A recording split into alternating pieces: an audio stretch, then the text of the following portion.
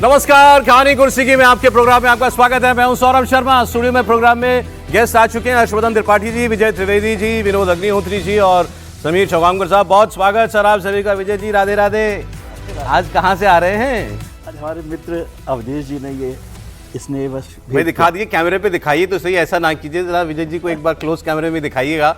और देखिए कितने कर्मठ हैं आपके मेहमान, सैटरडे संडे कोई छुट्टी नहीं करते, तो ये बात तो माननी पड़ेगी। राधे राधे, सब राधे राधे। चलिए आइए आज की कहानियों की शुरुआत करते हैं। राहुल गांधी की वोट अधिकार यात्रा का आज 7वां दिन है और उनकी यात्रा आज सीमांचल इलाके में प्रवेश कर चुकी है, कटिहार पहुंचने वाली है। सीमांचल मतलब घोर मुस्लिम आबादी वाला इलाका। सीमांचल में 47% मुस्लिम आबादी है और अगले कुछ दिन उनकी यात्रा यहीं से गुजरेगी। सीमांचल में विधानसभा की 24 सीटें आती हैं जिन पर हार जीत मुस्लिम वोटर तय करते हैं।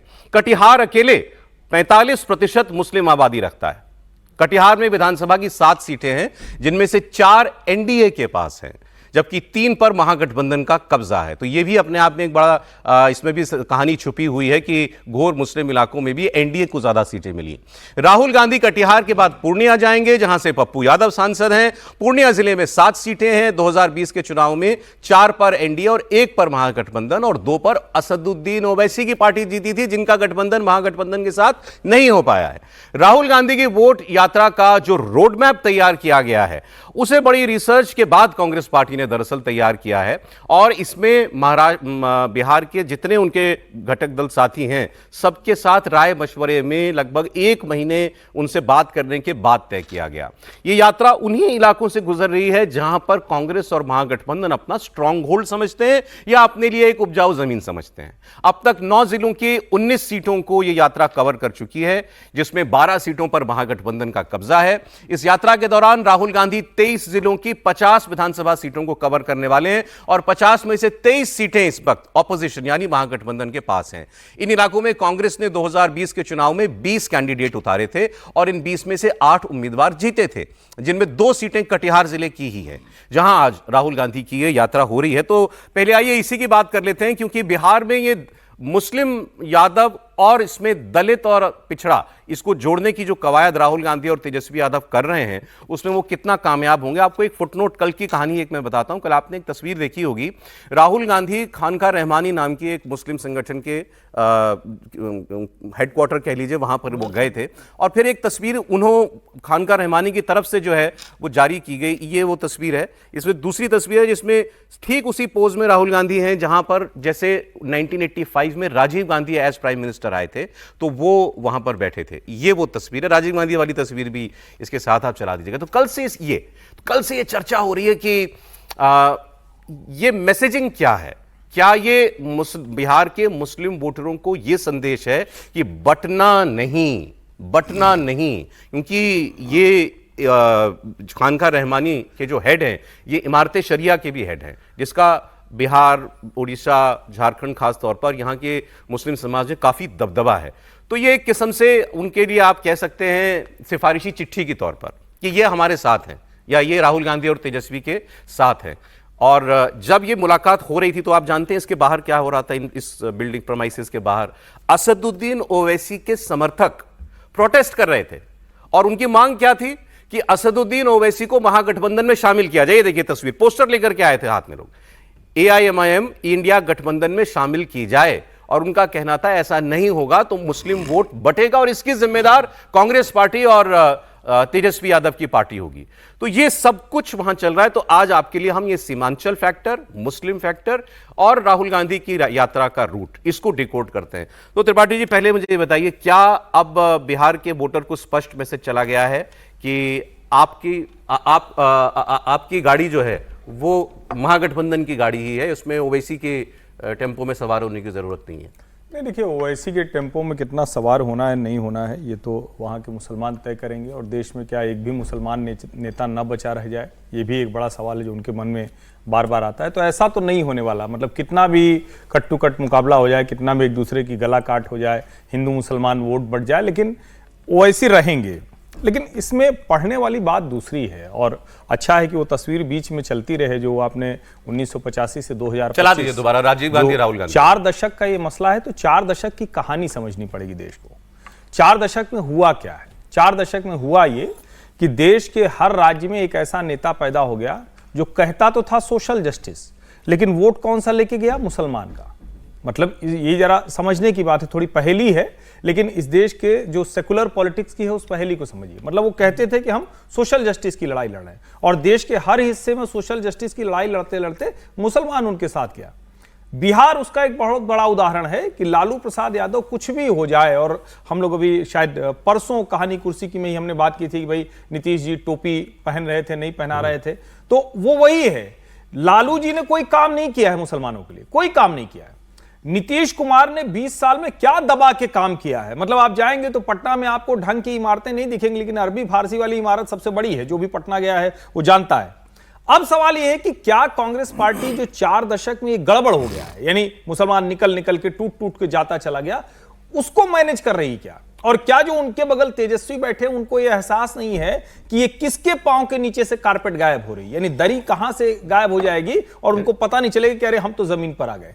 तो मुसलमान एक बार अगर मन बनाकर इधर आ गया तो ठीक है, राजनीति में तो एक साथ मजबूती होती है, बड़ा अच्छा भी लग रहा है कि वो एक साथ टहलें, लेकिन मुझे साफ दिख रहा है जो काम कर्नाटक से शुरू हुआ। मैं बार बार कर्नाटक के चुनाव को इसलिए बहुत माइलस्टोन के तौर पर देखता हूं कि बजरंग दल को प्रतिबंध करने की बात कांग्रेस ने कह दी थी पीएफआई पर प्रतिबंध के बाद, लेकिन एक तो कर्नाटक तेलंगाना से होते हुए हम यहां तक आपने तो ये भी कहा था कि राहुल गांधी की भारत जोड़ो यात्रा केवल मुसलमान जोड़ो यात्रा 100%। लेकिन बिहार में मैं आपके लॉजिक पर मैं बात करना चाहता हूं कि भाई बिहार का मुसलमान वोटर नहीं जानता क्या कि यहां नीतीश कुमार का चैलेंजर कौन है, मोदी का चैलेंजर कौन है? लालू यादव और तेजस्वी यादव। कांग्रेस पार्टी तो सहयोगी है। नीतीश कुमार कहां है ये चुनाव जाने दीजिए। और नीतीश कुमार पे अब भी किसी को भ्रम है कि वो कितने बचे रह गए, और वो होंगे भी तो कौन? पीछे कौन है उनके जिसका चेहरा नहीं दिख रहा? वो चेहरा है नरेंद्र मोदी। अब भी किसी को कोई भ्रम है क्या? मुसलमानों को तो भ्रम नहीं है, दूसरे लोगों को हो। मैं कह रहा हूं मुसलमानों को यह भ्रम नहीं है कि यहां की बड़ी पार्टी तेजस्वी है। मुसलमानों को यह भ्रम नहीं कि लड़ाई भारतीय जनता पार्टी से है राष्ट्रीय स्तर पर, और हम तेजस्वी को मजबूत करके 20 साल में देख चुके कि कुछ हासिल नहीं हुआ है। आप इसको समझिए, जब तक तेजस्वी मजबूत रहेंगे 32% वाली सीलिंग लगी रहेगी, उससे ऊपर नहीं, वही 74, 76, 78, फिर तो आप ये कह रहे हैं कि ऊपर नहीं जाएंगे। फिर तो आप ये कह रहे हैं कि इस यात्रा के जरिए तेजस्वी खुद अपने लिए गड्ढा खोद रहे हैं। नहीं, मैं ये नहीं कहूंगा कि वो गड्ढा खोद रहे हैं, मैं ये कहूंगा कि वो मजबूत कर रहे हैं गठबंधन को, लेकिन उनको पता नहीं है कि वो कौन मोटा हो रहा है, मजबूत कौन हो रहा है। ये जरा सुन लेते हैं। कुछ वही मुस्लिम समुदाय के बीच हमारे रिपोर्टर गए थे, उन्होंने कुछ लोगों से बात की। अब वो ओवैसी के लिए उनके मन में क्या है, तेजस्वी राहुल के लिए क्या सोचते हैं, आइए सुनते हैं। एक बात है, 2% वाला चाहिए, 2% वाला बोला डिप्टी सीएम चाहिए मुझको, और हम 18% वाला झाड़ू लगाए। नहीं, हम 18% वाला झाड़ू लगाए, हाँ गली बिछाए। 2% वाला डिप्टी सीएम का दावेदार है। 2% वाला वो दावेदार दिखा रहा है कि हम डिप्टी सीएम बनेंगे, गरीब का बच्चा। और हम लोग कितना है? हम लोग 18%, 19% है, जो कि डेटा छुपाया गया होगा। कम से कम हम लोग 20 से 22% होंगे। दरी बिछाने के लिए थोड़ा पैदा लिए हैं, हम लोग सत्ता में आने के लिए पैदा लिए हैं। हाँ, हम लोग प्रधानमंत्री बना भी सकते हैं, प्रधानमंत्री को हटा भी सकते हैं, इतनी ताकत है हम लोगों के वोट में। मगर अभी वोट की चोरी हो रही है। एक व्यक्ति एक ही वोट होगा ना, या तो महागठबंधन को नहीं, महागठबंधन से गुजारिश है कि ओवैसी साहब को जल्द से जल्द महागठबंधन में शामिल किया जाए। नहीं लिया तो लेना पड़ेगा उनको। मुसलमानों का वोट है, आदमी की बात नहीं मानेगा तो किन की बात मानेगा? वोट चोरी हो रहा है, बीजेपी वोट चोरी कर रहा है। आप लोग कह रहे हो राहुल गांधी के साथ है, हम राहुल गांधी के साथ अब भी हैं और हमेशा रहेंगे। ताकत है, 22% है हम लोग पूरे हिंदुस्तान में। हम लोग का डेटा छुपाया गया है, हमारे डेटा को छुपाया जा रहा है। हम तो राहुल गांधी को प्रधानमंत्री बनना चाहते हैं, देखना चाहते हैं उनको कि वो राहुल गांधी देश के प्रधानमंत्री बने और विकास करें। देश के किसी भी वोटर की तरह एक मुसलमान वोटर को भी ये चाहत रखने का हक है कि वो किसको बनाना चाहता है, मुख्यमंत्री या प्रधानमंत्री। लेकिन बात वो जो कह रहे थे वो ये थे कि हमको हिस्सेदारी कब मिलेगी सत्ता में। वो कह रहे हैं हम 22% हो गए हैं, वैसे 18-19% माना जाता है, 17% के करीब बिहार में मुस्लिम वोट। वो कह रहे हैं हम 22% हैं। 2% वाला कहता है कि मेरे को डिप्टी सीएम चाहिए, 22% वाला केवल दरी बिछाएगा। ये डायलॉग ओवैसी के हैं दरअसल। हाँ, ये डायलॉग ओवैसी के हैं। वैसे तो आप देखो ना, अगर राहुल गांधी भी कहते हैं ना, जिसकी जितनी संख्या भारी जितनी उसकी हिस्सेदारी, राहुल गांधी का नारा यही है ना, जाति जनगणना क्यों करते हैं?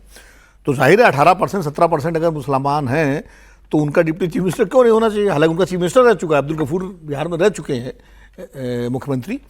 मतलब जम्मू कश्मीर के अलावा अगर मुस्लिम मुख्यमंत्री कहीं रहे हैं बिहार में और महाराष्ट्र में राजस्थान में भी रहे, और असम में भी रहे हैं, राजस्थान में भी राजस्थान बहुत पहले रहे होंगे, निकट भविष्य में हमें याद नहीं है, लेकिन आमतौर पर असम में अनुराधा तैमूर थी। Anyway, मतलब हाँ वो पुरानी बात है, पुरानी बात है, लेकिन ये 80 के बाद जो अच्छा है याद दिलाया, मैं एक लाइन बोलूंगा सर की बात खत्म। मतलब 80 याद बहुत अच्छा विजय जी 1980 से अगर शुरू करें तो उससे मतलब हम देखते हैं ना, तो ठीक है सर। अब क्या है कि तो उनकी मांग जायज है, मांग जायज है, लेकिन मांग जायज तो है, लेकिन महागठबंधन क्या है इस मांग को ओपनली स्वीकार करेगा? क्या ये घोषणा करेगा कि हाँ हमारी सरकार बनी तो एक डिप्टी चीफ मिनिस्टर मुस्लिम होगा? क्या प्रॉब्लम क्योंकि वहां मुकेश साहनी भी दावेदार है, या 2 डिप्टी चीफ मिनिस्टर है, 3 बनाए। प्रॉब्लम क्या है? प्रॉब्लम कुछ नहीं होनी चाहिए, संविधान तो सबको अधिकार देता है, उनको भी उनकी मांग, लेकिन प्रॉब्लम ये है कि जैसे ही ये घोषणा करेंगे वैसे ही एनडीए जो है खासकर बीजेपी ले उड़ेगा इसको। वो ले उड़ेगा। देखिए वो पोलराइजेशन की जो पॉलिटिक्स है उसको और धार देगा। अच्छा, ओवैसी साहब के आने से जहां मुस्लिमों को लगता है कि मुस्लिम वोट नहीं बटेगा, लेकिन ये भी है कि अगर ओवैसी साहब भी इसमें आ गए ना तो ध्रुवीकरण की राजनीति और तेज हो जाएगी। ऐसे तो ये है कि भाई मुसलमान प्रत्याशी मान लीजिए कॉन्स्टिट्यूंसी में 2 लड़ रहे हैं, 2 हिंदू लड़ रहे हैं, तो ध्रुवीकरण उतना नहीं होता है, लेकिन जब 1-to-1 इलेक्शन हो जाता है तो ध्रुवीकरण की संभावनाएं ज़्यादा रहती हैं। इसलिए ओवैसी अगर बाहर रहें तो भी मुस्लिम वोट कितना बटेगा कितना नहीं बटेगा, लेकिन शायद हिंदू वोटों का ध्रुवीकरण कम हो। ओवैसी आए तो भी प्रॉब्लम है, ना आए तो भी प्रॉब्लम है। ठीक है। मैं आपको एक बात, 2015 में जब महागठबंधन चुनाव लड़ रहा था तो पहले मुलायम सिंह को उसमें शामिल होना था, लेकिन बाद में लास्ट मोमेंट पे उसमें शामिल नहीं हुए और वो अलग हट गए, कुछ कारण रहे होंगे। तो जनता दल यूनाइटेड उसमें आरजेडी के साथ था, तो उसके एक बड़े नेता ने मुझसे कहा कि यार बड़ा अच्छा हुआ, वरना आजम खान को दहेज भी मिल जाते और फिर उनकी जो तकरीर होती वो हमारे लिए बड़ी मुश्किल कर रही थी। उस समय आजम खान बहुत फायरी भाषण देते थे, उस समय दौर की बात है, बोले वो हमें मिल, तो कई बार जो है ये चीजें भी बहुत मैटर करती हैं। तो सर अब ये जो सवाल है कि आप कुछ एक लाइन जोड़ रहे थे, फिर मैं सिर्फ एक लाइन, एकदम विनोद जी ने वो बात कह दी जो मैं शायद इतनी देर में नहीं कह पाया। एक लाइन में उन्होंने कह दिया, कांग्रेस भी जीत जाए तो मुसलमान बन सकता है, दलित बन सकता है, पिछड़ा बन सकता है, भाजपा भी जीत जाए तो सब बन सकते हैं। जीतन राम मांझी को नीतीश कुमार ने बना दिया, लेकिन अगर तेजस्वी जीतेंगे तो तेजस्वी के अलावा ना दलित बनेगा, ना पिछड़ा बनेगा, ना मुसलमान बनेगा। ये लिख के ले लीजिए। अब जो इन्होंने बात कही थी, क्या आपको कोई फॉल्ट लाइन, कोई रप्चर दिखाई देता है महागठबंधन में, खासकर जब मुस्लिम वोट का सवाल आता है कि राहुल गांधी तेजस्वी दोनों उसके दावेदार हैं, मुसलमान के लिए कोई उसमें दुविधा है? जैसे होनी नहीं चाहिए, क्योंकि भाई महागठबंधन एक साथ लड़ेगा, सीट बटेंगी, सीट अलग अलग लड़ेंगे ना ऑब्वियसली। यदि वो साथ नहीं लड़ते, अलग अलग लड़ते, तब तो फिर भी दुविधा होती कि कांग्रेस को वोट दें या आरजेडी को। लेकिन ये दबाव बनाने में काम आता है ना, कौन कितनी सीटें लड़े। वो ठीक है, वो तो उनको आपस में देखना कि क्या हो रहा है, लेकिन उससे वोट नहीं बटेगा। ठीक है, जिस सीट पे कांग्रेस का कैंडिडेट होगा शायद उसको वो देंगे या उनका होगा। अब वहां पर एमआईएम के साथ वोट बटने के चांसेस हो सकते हैं कि वहां पर क्या होगा, वहां उनका जो हमेशा ही एक सिद्धांत होता है कि भाई बीजेपी को जो हरा सकेगा उस कैंडिडेट को दे देंगे। एमआईएम वाला होगा, कांग्रेस का होगा, आरजेडी का होगा, जो भी हो जाएगा उसमें मुझे कोई नहीं लगता कि इसमें कोई परेशानी हो रही है। और गठबंधन अपनी ताकत के साथ जो भी चुनाव लड़ रहा है, सीमांचल में भी जा रहा है, तो इसमें भी कोई आपत्ति नहीं है। सब जगह वो यात्रा पर जा रहे हैं, बिना सीमांचल के भी दूसरी ओवैसी को लेने का दबाव बनाया जा रहा है महागठबंधन में। देखिए, वोटर तो अपनी मन से जो बात करता है वो करता है। पॉलिटिकल पार्टीज अपने हिसाब से देखते हैं कि क्या होगा क्या नहीं होगा। मुझे अब नहीं लग रहा कि बहुत ज्यादा कि उनको शामिल वो करेंगे, क्योंकि ये दोनों का एक मजबूत गठबंधन, उनको लग रहा है ना कि हम दोनों हिस्सेदारी ले लें। ठीक है, क्यों ओवैसी साहब को डाले, लेकिन बाद में मान लो जरूरत पड़ती है कि लगता है कि 10 सीटों पर भी कोई फर्क पड़ता है तो कर सकते हैं। पॉलिटिकल पार्टीज का कोई भरोसा इस तरह से नहीं करना चाहिए कि आज जो उन्होंने कहा वही आखिरी दिन तक बात ये जो कह रहे थे उसमें सर वो बात ठीक है कि ओवैसी जहां जाते हैं वहां पर पोलराइजेशन ऑटोमेटिकली हो जाता है। तो वो उसको एक छोटी सी बात जो हर्ष जी ने कही ना, उसी को मैं और पुष्ट कर दूं। उत्तर प्रदेश में एक बार एक स्थिति आई थी 1996 में कि त्रिशंकु विधानसभा हो गई थी। मायावती कांग्रेस का गठबंधन था, मुलायम सिंह ये यूनाइटेड फ्रंट था।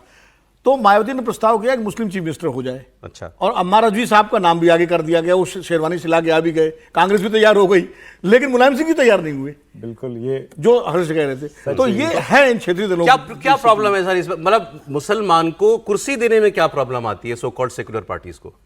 नहीं, वो जो सेक्युलर पार्टी है वो खुद का जब नंबर आएगा तो पहले खुद लेंगे ना। मैं एक इंटरव्यू का याद करता हूँ कि वो जो यूनिवर्सिटी थी, क्या नाम था इनका, जो एक लाइन बता देता हूँ, जो आजम खान साहब की यूनिवर्सिटी थी, जौहर यूनिवर्सिटी, तो वो वहां पर मैं उनका इंटरव्यू कर रहा था।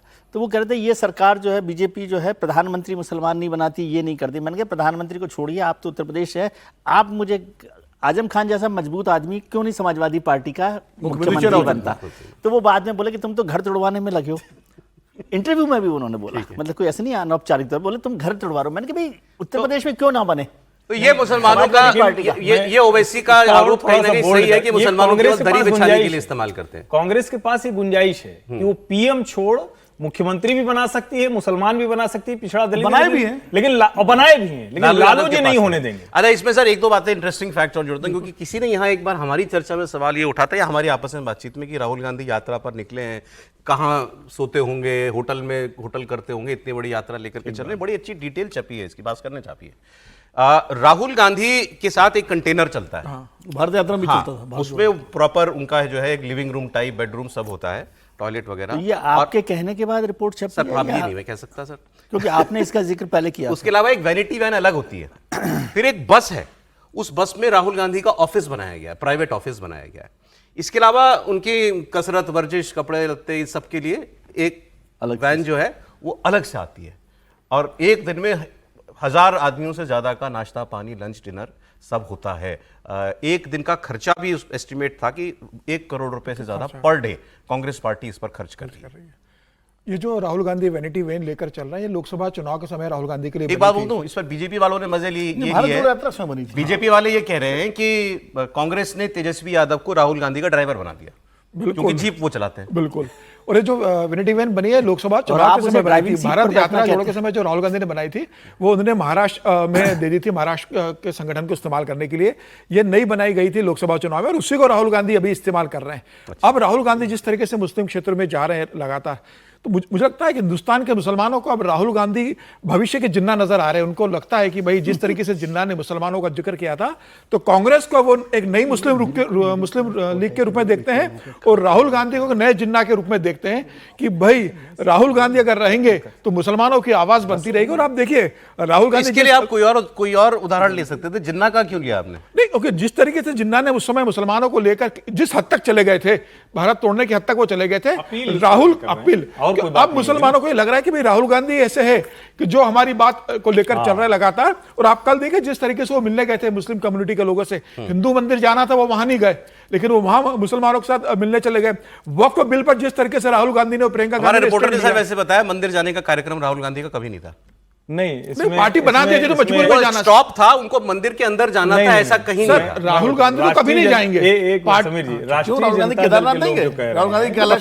तेजस्वी यादव का कोई कार्यक्रम नहीं था, कांग्रेस के वहां के नेताओं ने तय किया। अब उसमें पप्पू यादव ने ये किया या कन्हैया कुमार ने किया, लेकिन तेजस्वी का कार्यक्रम नहीं था, ऐसा राष्ट्रीय जनता दल के लोगों। और कोई एक बहुत मशहूर मंदिर शायद औरंगाबाद में है, सूर्य मंदिर, वहां राहुल गांधी गए थे। ये भी ठीक है, अब राहुल गांधी पार्टी ने कार्यक्रम लगा दिया और राहुल गांधी को लगा कि भाई अब जाना पड़ेगा तो गए होंगे। अब ये चित्र भी मेरी पटरी में, दिल से तो नहीं जाते, पहले कहते नहीं गए, अब कह रहे कांग्रेस पार्टी ने कार्यक्रम लगा दिया। दिल से कभी मंदिर नहीं जाते। अगर होता तो राम मंदिर नहीं जाते क्या? एक बार तो राम मंदिर कहां से आपको पता? राम मंदिर नहीं जा रहे, इसका मतलब वो जानते हैं राहुल जा रहे हैं, वो कैलाश, राहुल गांधी विश्वनाथ मंदिर गए, वो महाकाल मंदिर गए। बोलिए सर, बोलिए। और देखिए राहुल गांधी जानते हैं कि उनके मुस्लिम वोट कितने उनको समर्थन में। जब चुनाव जीतना था तो वायनाड गए ना, प्रियंका गांधी को किसी भी स्थिति में लोकसभा भेजना है तो वायनाड ही भेजा ना उन्होंने।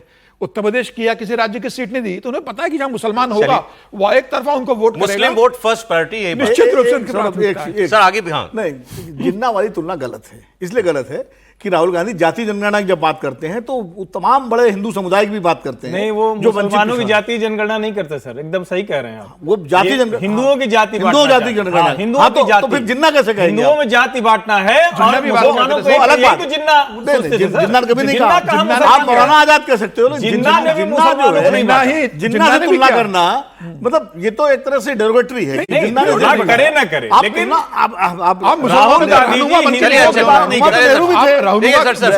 नेहरू भी थे, इंदिरा गांधी भी थी, विवाद हो गया, मौलाना आजाद भी थे। सर ठीक है, उनकी हिंदुस्तान का ज्यादा मुसलमान वहां नहीं किया, आज पाकिस्तान में ज्यादा मुसलमान भारत में। विनोद सर ठीक, उनकी राय आपकी राय अलग अलग है, ठीक है, बात नहीं। कोई अब मैं आपको जो राहुल गांधी यात्रा में कह रहे हैं वो बताता हूं, और रोज एक नया फैक्ट चेक अपने आप कैसे हो रहा है उसका एक ताजा उदाहरण भी आपको मैं दिखाता हूं। अब राहुल गांधी ने पहले नारे लगवाए, नरेंद्र मोदी वोट चोर गद्दी छोड़, इसके नारे वो अपने उसमें लगवाते हैं यात्रा में। अब कल राहुल गांधी ने एक नई बात कही, उन्होंने कहा एक आदमी मेरे पास आया, उन्होंने कहा साहब मेरा वोट कट गया, मैंने 2024 में लोकसभा चुनाव में वोट दिया था, तो राहुल गांधी कहते हैं, मैंने उससे पूछा तुमने किसको वोट दिया था? उसने कहा मैंने कांग्रेस पार्टी को वोट दिया था। बोला इसीलिए मैं कांग्रेस को वोट दिया इसलिए तुम्हारा वोट कट गया। मतलब अब वो इस हद तक चले गए आरोप लगाने में कि इलेक्शन कमीशन ये पता करके वोट काट रहा है कि किसने भी कांग्रेस को वोट दिया। तो आप उनकी बात सुनिएगा, फिर वो एक नया फैक्ट चेक को मैं आपको दिखाऊंगा। आपने SIR नाम सुना है? जी सर। है क्या ये? गरीब लोग जो है ना सर, जो पढ़े शिक्षित लोग नहीं है, क्लियर है कि उसका वोट में नाम, वोटर लिस्ट में नाम काट दिया जाएगा सर। अब आने वाला दिन में क्या है ना सर, जो गरीब तबके के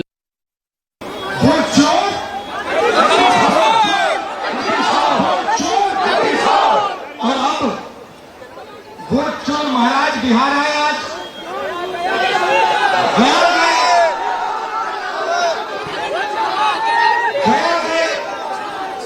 और कहते हैं SIR की बात करते हैं। भाइयों बहनों, SIR की बात करते हैं और मैंने जो मुद्दा उठाया, जो माधेपुरा कर्नाटक की एक विधानसभा में 1 लाख फर्जी वोट निकले, जिसके माध्यम से बीजेपी चुनाव जीती, उसके बारे में प्रधानमंत्री कुछ नहीं कहते हैं। हरियाणा के चुनाव के बारे में कुछ नहीं कहते, महाराष्ट्र के चुनाव के बारे में कुछ नहीं कहते, मणिपुर में हो रहा है उसके बारे में कुछ नहीं कहते।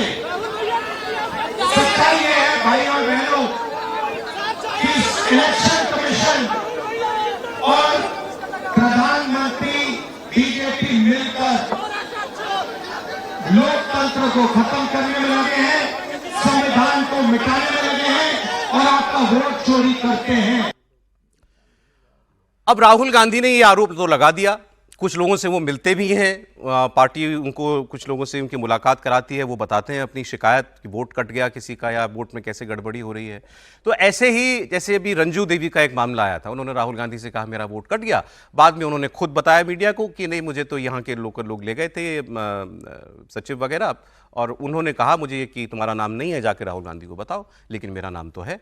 ऐसे ही एक और व्यक्ति निकले, सुबोध कुमार के अलावा सर एक तीसरा मामला आया, सुबोध कुमार का तो आया था, एक और मामला आया अमन कुमार, ये भी मिले थे राहुल गांधी से, इन्होंने भी कहा मेरा वोट कट गया था, और अब कह रहे हैं कि मैंने लिस्ट ठीक से देखी नहीं थी, मेरा नाम तो है।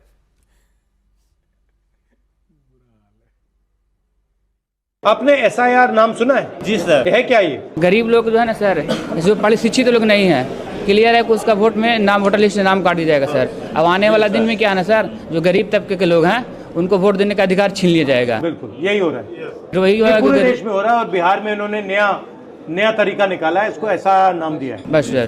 तो यहाँ पे लाखों लोगों के वोट काट दिए और सारे के सारे गरीब हैं। सर मजदूर लोग को डॉक्यूमेंट्स मांगने लगेगा, तो जो 400 रुपये डेली कमाता है सर, वो एक दिन छोड़ करके जाएगा मजदूरी बनाने डॉक्यूमेंट सर। टाइम दे दिया जाए डॉक्यूमेंट्स के लिए सर, तो कोई दिक्कत नहीं। वहाँ पर कहता है कि तुरंत डॉक्यूमेंट दीजिए, तो डॉक्यूमेंट्स हम लोग तुरंत कहाँ से ला पाएंगे सर।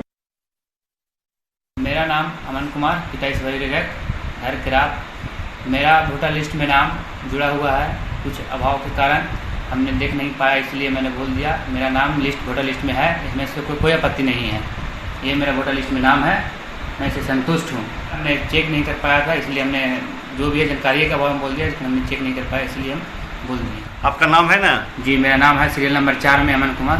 हाँ। अरे ये आदमी तो वोटर लिस्ट साथ में लेके आया, ड्राफ्ट लिस्ट, ये मेरा नाम है, मैं देख नहीं पाया था। कांग्रेस पार्टी ने घुमा दिया ये पूरा कि वोट कट गया इनका। त्रिपाठी जी बहुत मासूम है राहुल जी, निर्दोष मासूम।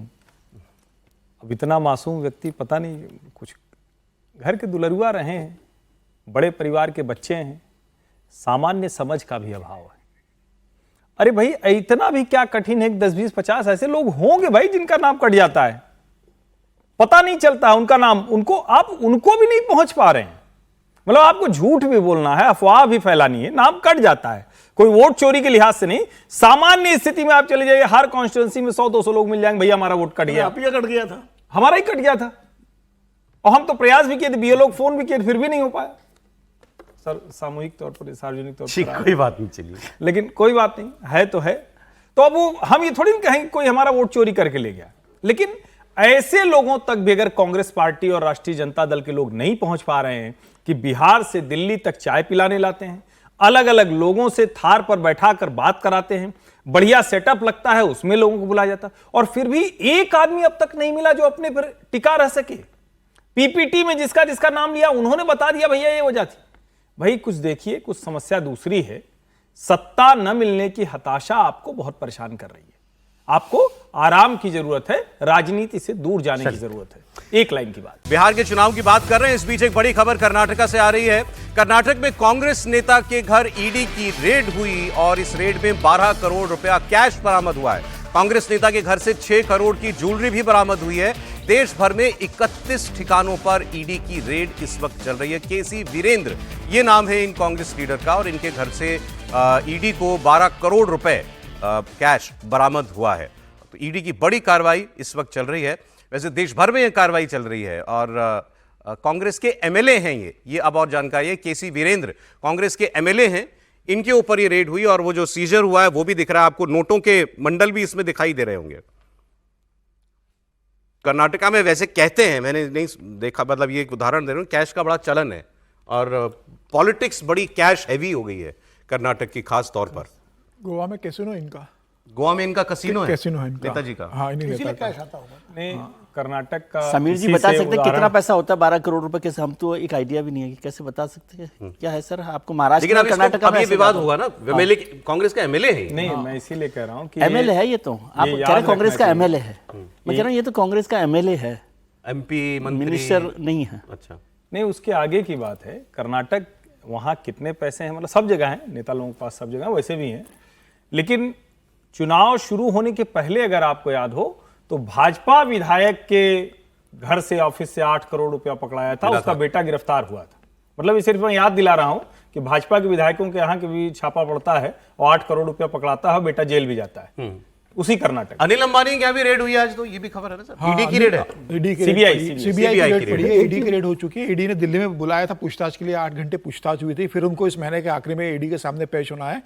और लगातार अनिल अंबानी भी परेशानी के अंदर चल रहे हैं। आज सीबीआई ने उनका रेड किया, उनके सारे प्रीमाइसेस को, कई डॉक्यूमेंट सब लैपटॉप सब जब्त किया गया है। अच्छा, तो तमाम तरह के जो लोन लिए और लोन के फर्जी पेपर शक्ल देख लें पहले आप, ये जिनके घर पर रेड हुई है और सामान जो मिला है वो भी दिखाई दे रहा है। चित्रदुर्गा से एमएलए है ये, चित्रदुर्गा से एमएलए है और कैसीनो भी चलाते हैं और कहते हैं कि गेमिंग जो अभी सरकार ने बैन किया है उसमें इनकी बड़ी भूमिका रही है। कई लाइसेंस होगा इनका, कैसीनो का तो लाइसेंस है, लेकिन जो अभी बैटिंग एप्स जितने थे उसमें भी इनकी बड़ी भूमिका रही है। कहा यह भी जा रहा है कि जो दुबई में जो मामला हुआ था, जो छत्तीसगढ़ के जो मुख्यमंत्री भूपेश बघेल के जो बेटे हैं, महादेव बैटिंग, तो भूपेश बघेल के बेटे के साथ इनका बिजनेस इंटरेस्ट रहा है दुबई के किसी बैटिंग ऐप में, यह भी एक कहा जा रहा है। अतुल भाटिया हमारे सहयोगी जुड़े हैं, इस पर आपको और जानकारी वो देंगे। जी अतुल, बताइए क्या मामला है इनका?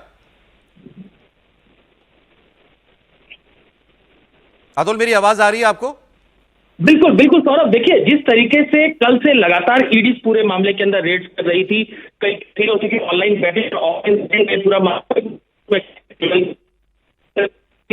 अतुल, आपकी आवाज साफ नहीं है, कनेक्शन में प्रॉब्लम है, लेकिन ये रेड जो है मैं आपको फिर बता दूं, कर्नाटका में कांग्रेस के एमएलए के घर पर रेड हुई है। 6 करोड़ की ज्वेलरी और 12 करोड़ रुपए कैश, ये यहां से ईडी को इनके घर से बरामद हुआ है। तो बड़ी कार्रवाई ईडी की तरफ से हुई है। ये कसीनो चलाते हैं, चित्रदुर्गा से एमएलए है, अभी जानकारी दे रहे थे समीर जी, गोवा में है। अब कई ऐसे तो हमने वो भी देखा है कि लोकसभा चुनाव से पहले वो ओडिशा के एक शराब व्यापारी थे कांग्रेस के एमपी, झारखंड के धीरज साहू, हाँ, उनका शराब का कारोबार था, लेकिन वहां तो 400-500 करोड़ रुपए, शायद 300 करोड़, फिर हुआ कुछ नहीं हुआ, टैक्स काट लो, टैक्स काट के पैसा वापस उनका, और जो इत्र व्यापारी कन्नौज के जो कानपुर में पड़ा था, जैन किया 200 करोड़ 250 करोड़ मिला था, वो दोनों मामलों में ऐसा हुआ कि फिर वो टैक्स काट करके बाकी वो उसमें बाद में क्लियर हुआ था किसकी तरफ थे वो कन्नौज के इत्र व्यापारी, यही नहीं साफ उनकी मैच किसकी तरफ से थी? नहीं, व्यापारी के हाथ में नहीं था, किसका था? अब किसका था ये नहीं सर, लेकिन वो टैक्स काट करके वो नहीं, ये लोग सर समझना चाह रहे होंगे आपसे, ये घर में, ये घरों में अलमारियों के अंदर 300-400 करोड़ रुपया कैश रखना, ये क्राइम नहीं है क्या? क्राइम है। नहीं, इनके ऊपर क्योंकि एक्शन तो हुआ नहीं, आपने कहा टैक्स काट के इनको नहीं, उसमें छोड़ दिया गया। दो तरह चीजें, बिजनेसमैन का जो है कि एक बिजनेस होता है। सर माफ कीजिएगा, एक बार मैं अतुल से पूछ लेता हूं पूरा मामला। हाँ अतुल, आप बताएं। देखिए बिल्कुल जिस तरीके से कल से लगातार ईडी पूरे मामले के अंदर रेड कर रही थी और गोवा, दिल्ली, मुंबई कई जगहों ठिकानों पर रेड हुई थी और कल ही हमें ईडी के जो टॉप सोर्स थे उन्होंने कहा था कि उनको इस बात का अंदाजा है कि भारी संख्या में कैश और कई ऐसी आपत्तिजनक चीजें वहां पर मौजूद है, लेकिन क्योंकि उनको काउंट करना था, काउंटिंग में समय लगता है, यही कारण है कि ईडी ने अब ऑफिशियली इस बारे में पूरी जानकारी दी है। बताया तो यहां तक जा रहा है सौरभ कि इसमें से कुछ जो पैसा है वो जो बिहार चुनाव है उसमें भी इस्तेमाल किया जाना था, ऐसी जानकारी भी ईडी के टॉप सोर्सेज दे रहे हैं। तो अभी इस पूरे मामले के अंदर लंबी पूछताछ होनी है कई और, क्योंकि कई ऐसे दस्तावेज ईडी ने बरामद की है जिसमें जो है कई आपत्तिजनक दस्तावेज बरामद हुए हैं और जो कैसीनो की बात लगातार हम कह रहे थे कि कई कैसीनो जो चल रहे थे ऑफलाइन और ऑनलाइन जो पूरी गेमिंग जो थी उसके अंदर भी ईडी ने पूरी इन्वेस्टिगेशन की है। तो अभी ये डाटा निकल कर आया, करोड़ों रुपए इसके अंदर मिला है। आप देख सकते हैं गाड़ियों का काफिला पूरा वो बरामद हुआ है, कई ऐसे जो डॉक्यूमेंट्स है वो ईडी ने रिकवर किए। तो अभी इन्वेस्टिगेशन आगे चलेगी, क्या क्या चीजें निकलकर और सामने आती है अभी ये देखना होगा सौरभ। अतुल, फिलहाल शुक्रिया आपका। अब अतुल ने जैसे बताया कि उनके ईडी सोर्सेज ये कह रहे हैं कि ये कैश बिहार चुनाव के अंदर इस्तेमाल होना था। अब चुनावों में कैश इस्तेमाल होता है ये सब जानते हैं, और जहां जिसकी सत्ता होती है वहीं से पैसा आ सकता है ये भी सब जानते हैं, तो इसमें कोई अनहोनी बात नहीं है। लेकिन है ये कोई लीगल काम भी नहीं है। और ये आरोप तो हमने, मुझे याद आ रहा है, ये छत्तीसगढ़ में भी सुने थे। भूपेश बघेल को 500 करोड़ रुपया मिलना था छत्तीसगढ़ और चुनाव के लिए, राजस्थान चुनाव के लिए भेजा गया पैसा, उससे भी बहुत लेकिन ये आरोप कभी प्रूव नहीं होते। नहीं, जज उसमें अरेस्ट हुआ है, उनको बेटा अरेस्ट हुए, अभी कार्रवाई चल रही है, अभी क्लीन चिट नहीं मिली है और तमाम तरह के डॉक्यूमेंट्स हुए। और जो दुबई से जिसने पैसा ट्रांसफर किया था उसे गिरफ्तार करके भारत लाया भी गया है। सर तो जब ये बताया जाता है प्रेस कॉन्फ्रेंस करके कि 500 करोड़ रुपया भूपेश बघेल को मिलना था चुनाव के लिए, तो भूपेश बघेल पे तो कोई कार्रवाई हुई नहीं, इसका मतलब आपके पास उनके बेटे अरेस्ट हो गए। भूपेश बघेल के बेटे को अरेस्ट कर लिया इसी मामले में और जांच चल रही है। और जो व्यक्ति था वो उसको दुबई से गिरफ्तार कर भारत लाया गया। तो मुझे लगता है टाइम लगेगा लेकिन सच्चाई आएगी। लेकिन ये बात भी सही कि इस तरीके से जो पैसा इकट्ठा घर में रखा जाता है वो किसी चुनाव के लिए या मैं इनको बता दूं, दर्शन कर लीजिए सर, 12 करोड़ रुपया कैसा दिखता है, ये दिख रहा है इसमें ना। आप ऐसा मत दिखाइए, बरामद हो चुका है तो 12 करोड़ तो सामने बिल्कुल पीनट लगता है। 400 करोड़ सामने। हम लोगों ने सबने सर हम तो अपनी हैसियत के साथ नहीं हमारी हैसियत नहीं, हम लोगों ने सबने टीवी देख लिया, कोई हमको दिखा चमत्कृत नहीं कर सकता। एक चीज इनके बारे में नहीं जानता, इनका पैसा वैध है अवैध है क्या, लेकिन ऐसा दो तरह के बिजनेस होते हैं। एक जो झारखंड वाला मसला था, कैश का बिजनेस होता है। तो अगर वो कैश रखा है और आपने प्रूव कर दिया कि ये आपके बिजनेस का हिस्सा है और आप इसको जमा करने जा रहे थे, बीच में छापा पड़ गया और फिर आप टैक्स काट, वो तो होता है। दूसरा ये अगर ये साबित ही नहीं कर पाएंगे कि कोई पैसा बिजनेस का है तो निश्चित रूप से भी क्राइम होगा। इसमें नियम ये है कि अगर कैश का भी कारोबार है आपका तो प्रतिदिन का आप हिसाब करके बैंक में जमा करना होता है। पर डे जमा करेंगे, पर डे जमा करेंगे। लेकिन वो है, लेकिन उसका पेनल्टी से आप टैक्स से जमा कर सकते हैं, पेनल्टी टैक्स जमा कर सकते हैं, बाद में जमा कर सकते हैं, पेनल्टी पड़ती है, इनकम टैक्स का मसला आता है। ऐसे रखते हैं अलमारी में नोट, देख लीजिए सर। हो तो सही, मेरे पास ना अलमारी है ना नोट नहीं, हमारे पास अलमारी है सर, नोट नहीं। देखिए अलमारियों के अंदर नोट कैसे ठूसे हुए हैं, बल्कि ठूसे हुए गलत शब्द करीने से लगाए रखे हुए हैं। देखिए कैसे सेट किए हुए हैं। अच्छा, कई बार मैं वो सर ओटीटी पर कोई ऐसी सीरीज देखते हैं, पॉलिटिकल सीरीज चलती है, तो उसमें बड़े नोट दिखाई देते हैं, तो कई बार लगता है कि ऐसा होता है या केवल सीरीज वाले दिखाते हैं। ये देखिए ऐसा होता है, इंस्पायर यहाँ से होते हैं। एक दिलचस्प वाक्य बताता हूँ। शरद यादव जी पर हवाला का आरोप लगा 5 लाख रुपए का, तो उन्होंने मालूम क्या कहा, उन्होंने स्वीकार कर लिया। बोले हाँ उसमें 5 लाख रुपए बड़ी रकम मानी जाती थी, तो 96-97 की बात है। उन्होंने स्वीकार कर लिया, बोले हाँ मैंने लिए और तर्क क्या दिया। बोले अगर हरिद्वार में और ऋषिकेश में जो बाबा लोग चिलम पी रहे हैं उन पर रेट डालोगे तो गांजा और चरस तो मिलेगा ही, तो उनको क्या नारकोटिक्स में जेल में डाल दोगे। बोले हम लोग राजनीति के वो बाबा है कि पैसा। आप सोचिए इस राजनीति में जब वो 2 करोड़ या 1 करोड़ रुपए सुखराम जी के बैड में मिले थे गाजियाबाद के 3 करोड़ रुपए, तो कितना हंगामा हो गया था। लेकिन करप्शन होता है। लेकिन 300 करोड़ रुपए का तो सुनिए, उस समय 3 करोड़ आज के 300 करोड़ जैसे थे। और आप याद करिए नरसिम्हा राव पर 1 करोड़ की रिश्वत का आरोप लगा था हर्षद मेहता का। ठीक है, चलिए सर, बात चूंकि चुनाव से जुड़ी हुई है, ये भी कि ये कैश बिहार में इस्तेमाल होना था, तो मैं आपको इतना अब थोड़ा जल्दी सर खबरें कवर करते हैं। बिहार के इस वोट अधिकार यात्रा में राहुल गांधी की आने वाले दिनों में स्टालिन, रेवंत रेड्डी, हेमंत सोरेन, सिद्धारमैया, अखिलेश यादव और प्रियंका गांधी, इनके आने का कार्यक्रम जारी हो चुका है। तो ये सब लोग जो हैं इस यात्रा के साथ जुड़ेंगे। अब ये जो मोमेंट बनाने की कोशिश है ये पहले भी हुई है। आप मुंबई की रैली याद कीजिए, पूरा महागठबंधन एक साथ एक मंच पर दिखाई दिया था। दिल्ली में याद कीजिए, केजरीवाल जी जब जेल गए थे उस वक्त भी सारा महागठबंधन एक साथ आया था। अब बिहार ये दिख चुका है कि कोई दूसरी बंगाल की पार्टी आपको बिहार में या उत्तर प्रदेश में मदद नहीं कर सकती। लेकिन फिर ये विपक्षी एकजुटता जो है, इससे मैसेज क्या है विजय जी? नहीं, कोशिश है कि भाई विपक्षी एकता से वोट भी थोड़ा बहुत जुड़ता है और एक माहौल पूरा बनता है, और फिर सबको जरूरत पड़ेगी ना। अभी यहाँ खत्म होगा तो एकजुटता बंगाल में भी दिखानी पड़ेगी, वहाँ होगी कि नहीं होगी ये पता नहीं, क्योंकि वहाँ तो थोड़े से कॉम्प्लिकेशन है, लेकिन एक माहौल बनाने के लिए काम आता है कि भाई ठीक है सारे विपक्षी दल एक प्रधानमंत्री साथ ने कल हो रहे कैसे हैं, माहौल बनाया बीजेपी ये के तस्वीर खिलाफ। आप देख रहे हैं सर, ये भी देख लीजिए। तो एक तरफ नीतीश, प्रधानमंत्री के पास हम कल भी बात कर रहे थे, उन्होंने जो रैलियों में बात कही है, करप्शन के खिलाफ प्रहार, घुसपैठियों पर वार, और नीतीश कुमार और नरेंद्र मोदी की जोड़ी का कमाल, ये एनडीए के पास है। दूसरी तरफ वोट चोरी, 20 साल की एंटी इनकम्बेंसी नीतीश कुमार के खिलाफ, एसआईआर में वोट काट रहे हैं। तो ये आप दोनों खेमों के पास जो हथियार हैं वो आप देख सकते हैं। लेकिन इस तस्वीर की बहुत चर्चा है कल से कि इससे बड़ा एंडोर्समेंट नरेंद्र मोदी नीतीश कुमार का क्या कर सकते थे, और साथ में ये बीजेपी की मजबूरी भी दिखाता है।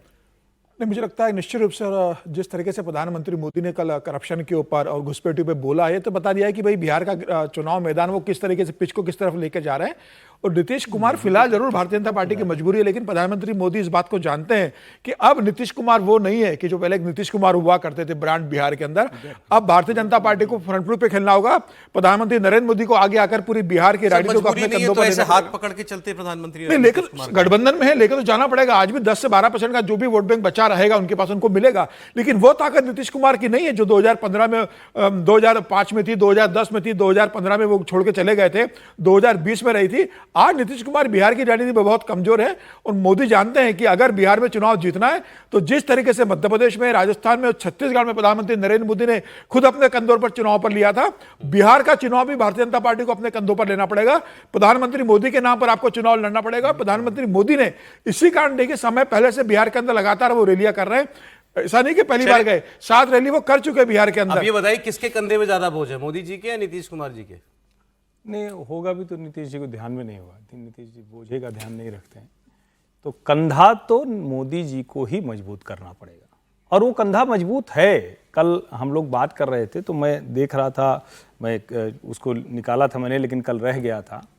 सिर्फ 2025 में बिहार के लिए जितनी योजनाओं का उद्घाटन किया है नरेंद्र मोदी ने, अगर सिर्फ उसकी लिस्ट निकालें तो पूरे बिहार में, मतलब आपको इवनली स्प्रेडेड दिखेगा कि आपको कोई न कोई बड़ी विकास की परियोजना जिस पे नरेंद्र मोदी का नाम लिखा है वो वहां पहुंच गया है। हर क्षेत्र की जो सबसे बड़ी मांग थी उस मांग को पूरा करने की कोशिश दिखती है। एक पुल आपको नजर आता है, लेकिन ऐसे 3 बड़े पुल बने जो बिहार के लिए बड़ी समस्या थे। बार बार लोग कहते हैं कि इधर से उधर, अच्छा वहां तो बड़ा वो आता है ना, देख के लगता है ये कैसे होता होगा कि वो लंबा सा बांस का बनता है नाव जैसा, और उस पे स्कॉर्पियो वगैरह चढ़ा के दूसरी तरफ ले जाना पड़ता है। जितने वहां पुल बन रहे हैं, जितने गिरे उससे ज्यादा बन गए? नहीं, जितने गिरे उससे ज्यादा नहीं बने, लेकिन जितने गिरे उससे महत्वपूर्ण बने, क्योंकि जो गिरे वो तो 500, 700, 200 मीटर वाले थे।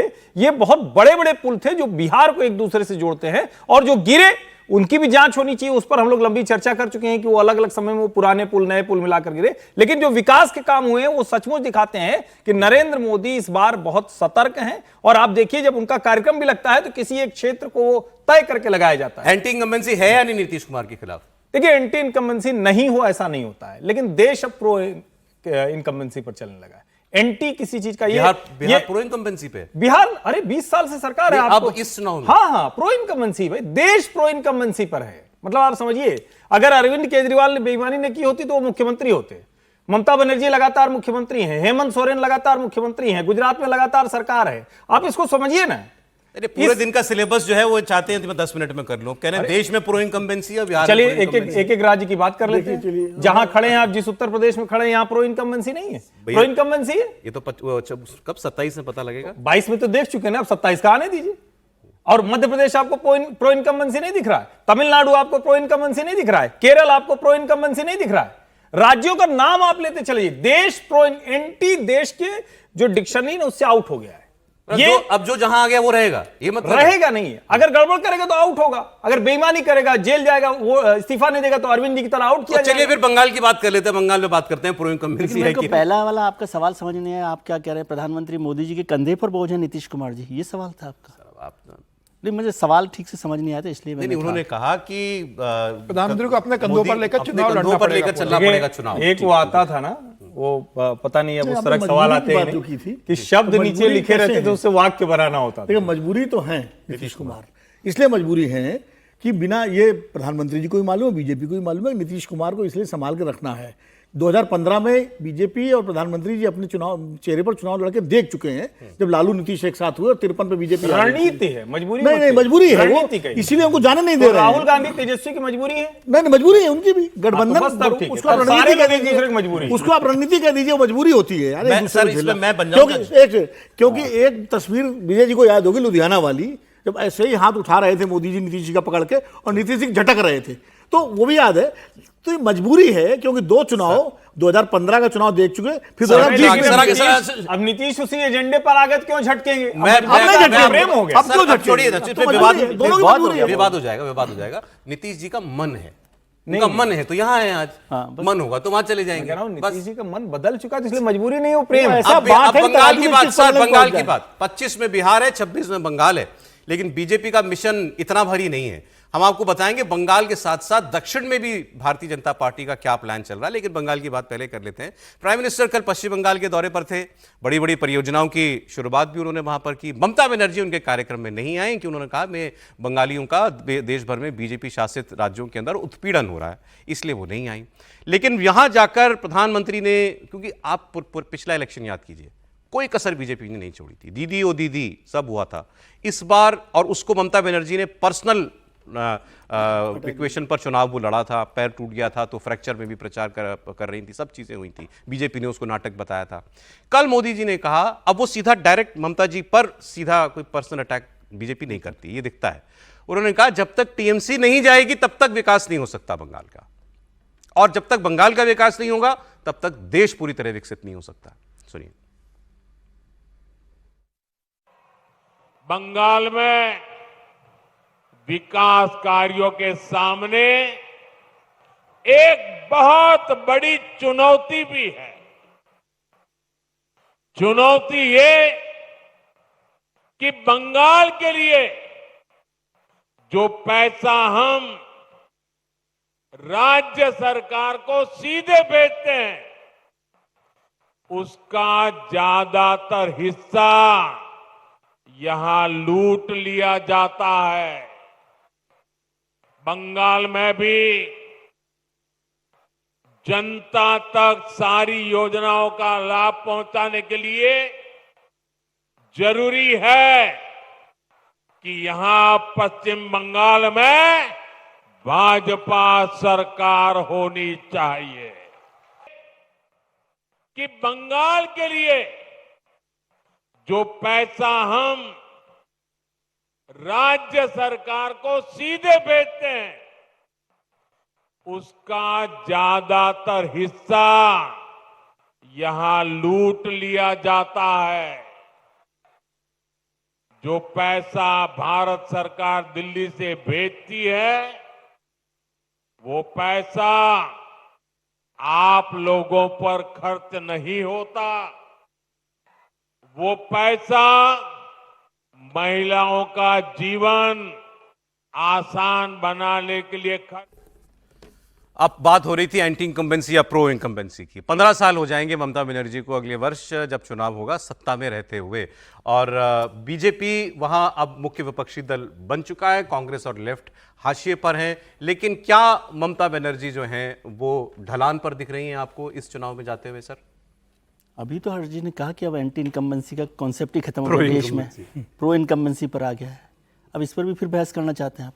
बंगाल की बात नहीं हुई थी ना सर, देश में नहीं है बंगाल, उन्होंने राज्यों के नाम ले रहे थे तो बंगाल का नहीं लिया था। नहीं लिया है, लिया तभी तो तीसरी बार सरकार बनी ना। अब आप अभी का असेसमेंट दे दीजिए सर। पहले मुझे लगता है कि कमजोर हो रही है और वहाँ पर नाराजगी भी बढ़ रही है ममता जी को लेकर, लेकिन बीजेपी उसको कितना एनकैश कर सकती है। अब ये वाला लॉजिक भी नहीं चलेगा कि बीजेपी के पास वहाँ लीडरशिप नहीं है, क्योंकि दिल्ली में भी नहीं थी लीडरशिप, लेकिन कर लिया। अभी और प्रदेश अध्यक्ष बदला है इन्होंने, हाँ, भट्टाचार्य को बदला है, लेकिन बीजेपी वहाँ पर लगातार मजबूत हो रही है। अब कितनी मजबूत होगी, कितनी बड़ी लड़ाई लड़ सकेगी। अभी वहाँ पर परेशानी क्या है कि वो जो टीएमसी से आए हुए लोग हैं, धन परिवर्तन वाले जो लोग हैं भारतीय जनता पार्टी में आके, वो नेता रहें, या भारतीय जनता पार्टी के जो लोग हैं नेता नहीं है वो नेता रहें। जो नेता नहीं है वो नेता बने, पार्टी के घर के लोग हैं, या जो नेता हैं वो घर के नहीं है उनको नेता बनाए। ये विवाद जब थोड़ा सा सुलझ जाएगा तो मुझे लगता है सबसे बड़ा नेता ही बाहरी है, शुभेंदु अधिकारी। इसीलिए तो मैं कह रहा हूँ ना, तो बाहरी है तो अभी, लेकिन अध्यक्ष तो नहीं है ना, अध्यक्ष तो अब घर से बनाया ना, तो वो उन दोनों का विवाद थोड़ा सा सुलझ जाएगा, तब ममता जी पर नंबर आएगा। आप लोग तो इतने चुनाव देखें, एक दिख जाता है, एक थ्रेशोल्ड ये क्रॉस कर लिया है इस पार्टी ने। अब जैसे मैंने आपसे कहा कि ढलान पर दिख रही है, तो ढलान पर है, ढलान पर, लेकिन अभी क्लियरली ये नहीं कह सकते कि इस चुनाव जो है किस ओर जा रहा है। समीर जी, देखिए, ममता बनर्जी के लिए चुनौती देना फिलहाल भारतीय जनता पार्टी के लिए एक बहुत मुश्किल काम है बंगाल के अंदर। ये बात सही है कि ममता बनर्जी लगातार मुख्यमंत्री और ममता बनर्जी कमजोर हुई है, लेकिन भारतीय जनता पार्टी का जो संगठन है वो उस हिसाब से वहाँ मजबूत नहीं हुआ है। अगर आप 2022 से अगर 2025 का समय देखेंगे तो 6 विधानसभा के उपचुनाव हुए और 6 भारतीय जनता पार्टी हारी है।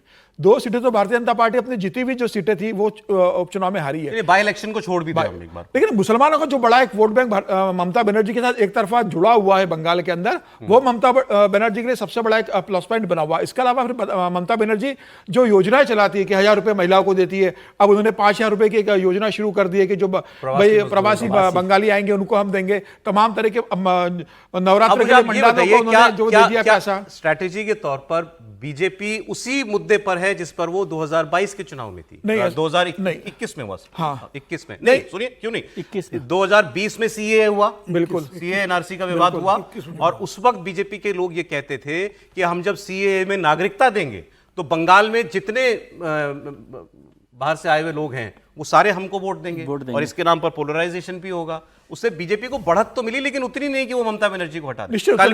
कल भी प्रधानमंत्री घुसपैठियों की बात कर रहे थे वहां जाके। देखिए, 3 सीटों से 77 सीटों पर जाना भारतीय जनता पार्टी का ये कोई एक बड़ा अचीवमेंट के रूप में माना जाना चाहिए कि भाई भारतीय जनता पार्टी आज विपक्ष की मुख्य पार्टी बन चुकी है और अब सरकार बनाने के लिए आगे कदम बढ़ा रही है। मुझे लग रहा है कि सुनील बंसल जब से संगठन महामंत्री बन के गए और जिस तरीके से वहां पर जमीनी स्तर पर संगठन का काम हो रहा है, संघ जिस तरीके से लगातार जमीनी स्तर पर वहां काम कर रहा है, उसके बाद यह तय है कि एक बार वहां पर जो हिंदुओं का एक बड़ा वर्ग है उन्हें लग रहा है कि अगर भाई बंगाल को दूसरा बांग्लादेश जैसा बनने से रोकना होगा, केरल जैसा बनने से रोकना होगा, तो यह समय है कि ममता बनर्जी को सत्ता से बाहर करो। तो हिंदुओं के अंदर भी अब जो हिंदू की प्राइड की जो बात है, जो ममता बनर्जी अभी तक बंगला प्राइड के नाम पर वोट लेती थी, वो अब हिंदू प्राइड के नाम पर। की बातों का टीएमसी ने क्या जवाब दिया सर? ये टीएमसी ने कहा है कि बीजेपी, मोदी जी ने कहा कि बंगाल का उदय होगा तो भारत का उदय होगा। क्या इसीलिए बंगाल के 1,93,000 करोड़ रुपए आपने रोके हुए हैं सेंट्रल गवर्नमेंट ने? इसीलिए क्या बंगालियों को बांग्लादेशी बना करके डिटेन किया जा रहा है? और इसीलिए क्या बंगाली भाषा को बांग्लादेशी भाषा कहा जा रहा है? देखिए, ममता बनर्जी वो बंगाली प्राइड पर चले गए। क्षेत्रीय जो दल होते हैं ना, वो हमेशा अपने क्षेत्रीय प्राइड पर ही चलते हैं, और जो छत्रप होते हैं वो क्षेत्रीय प्राइड उनकी बड़ी ताकत होती है। भारतीय जनता पार्टी राष्ट्रीय दल है, इसके बावजूद जब गुजरात में प्रधानमंत्री थे, मुख्यमंत्री, तो हमेशा गुजराती अस्मिता की बात करते थे। 6 करोड़ गुजराती, 5 करोड़ गुजराती बोलते थे, नहीं बोलते थे। तो उस वक्त कांग्रेस सरकार थी तो वो फंस जाती थी वहाँ जा करके। तो वो हमेशा वही ममता बनर्जी का कार्ड है, वही स्टालिन का कार्ड है, वही जो है महाराष्ट्र की कोई एक्सपायरी भी तो होगी सर, 15 साल हो गए। एक्सपायरी तो फिर हिंदुत्व कार्ड की मैं पूछ रहा हूँ आपसे, क्या बंगाल में ऐसे हालात हैं? नहीं, एक्सपायरी तब होती है जब ममता बनर्जी के बरक्स कोई बंगाली अस्मिता वाला नेता भारतीय जनता पार्टी के अंदर पैदा हो जाए, तब होती है काउंटर एक्सपायरी जो है। अब दिक्कत, जैसे बिहार में लालू और नीतीश समानांतर नेता हो गए तो बिहारी अस्मिता का फायदा लालू को नहीं मिलता, वो नीतीश कुमार भी उठा लेते हैं। तो ये हमेशा होता है। ममता, देखिए, भारतीय जनता पार्टी की समस्या क्या है पश्चिम बंगाल में, संगठन वगैरह की जो समस्या वो तो अपनी जगह होगी, वो सब चलता रहता है।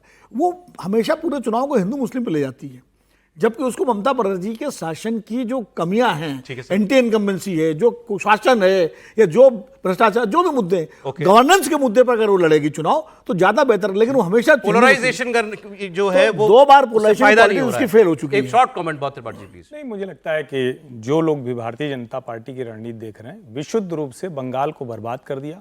आंकड़े निकाल कर दे रहे हैं कि इंडस्ट्रीज किस साल कहां चली गई, कैसे सिंडिकेट क्लब काम कर रहा है, कैसे तृणमूल कांग्रेस के कार्यालय से सारी वसूली होती है, इस पर फोकस रहता है। हिंदू मुसलमान की जहां तक बात है, बांग्लादेशी घुसपैठियों के पक्ष में ममता जी खड़ी होंगी तो ये मुद्दा बनेगा। अब जिसको जाम मान लीजिए कौन हिंदू कर रहा है, कौन मुसलमान कर रहा है। अब बात करते हैं उत्तर प्रदेश की सियासत में कुछ नया पक रहा है। बीजेपी के सहयोगियों के बीच दरअसल ये खिचड़ी की हांडी चढ़ी हुई है। उत्तर प्रदेश में 2027 में विधानसभा चुनाव है, उससे पहले बीजेपी के सहयोगियों के बीच खेमाबंदी होना शुरू हो गई।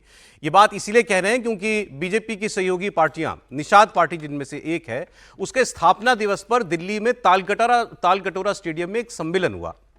निषाद पार्टी के अध्यक्ष हैं संजय निषाद, ये मंत्री भी हैं। अब इस कार्यक्रम में कौन कौन आया, इससे खबर बनी। संजय निषाद का कार्यक्रम सुहेलदेव भारतीय समाज पार्टी सुभाषपा के अध्यक्ष और यूपी में मंत्री ओम प्रकाश राजभर वो भी यहां पर पहुंचे। अपना दल सोनेलाल के लीडर और यूपी सरकार में मंत्री आशीष पटेल इसके अंदर शामिल हुए। जयंत चौधरी की पार्टी के नेता भी इसके अंदर आए। मतलब ये चारों सहयोगी दल, और 4 ही सहयोगी दल हैं जहां तक मेरी जानकारी है उत्तर प्रदेश में बीजेपी के, निषाद पार्टी, सुभाषपा, अपना दल सोनेलाल और जयंत पार्टी की पार्टी आरएलडी, चारों पार्टियां एक साथ इस मंच पर थीं। आप कहेंगे तो बीजेपी होगी, बीजेपी का नेता हो सकता है वहां कोई गया हो, लेकिन खबरों में किसी बड़े बीजेपी नेता के इस कार्यक्रम में जाने की बात नहीं है। ये तो तीनों मंत्री हैं, 3 पार्टियों के तो मंत्री मैंने आपको बताया, और शायद जयंत जी की पार्टी के शायद सांसद इसके अंदर गए थे। तो जब ये जमावड़ा दिल्ली में हो रहा है और बीजेपी की सरकार है, उसके मंत्री मिल रहे हैं, तो बीजेपी का कोई बड़ा लीडर यहां क्यों नहीं गया, या बीजेपी से कोई मंत्री चला जाता है इसके अंदर? तो क्या है बात? अब सवाल यह कि इस कार्यक्रम में बातें क्या हुई?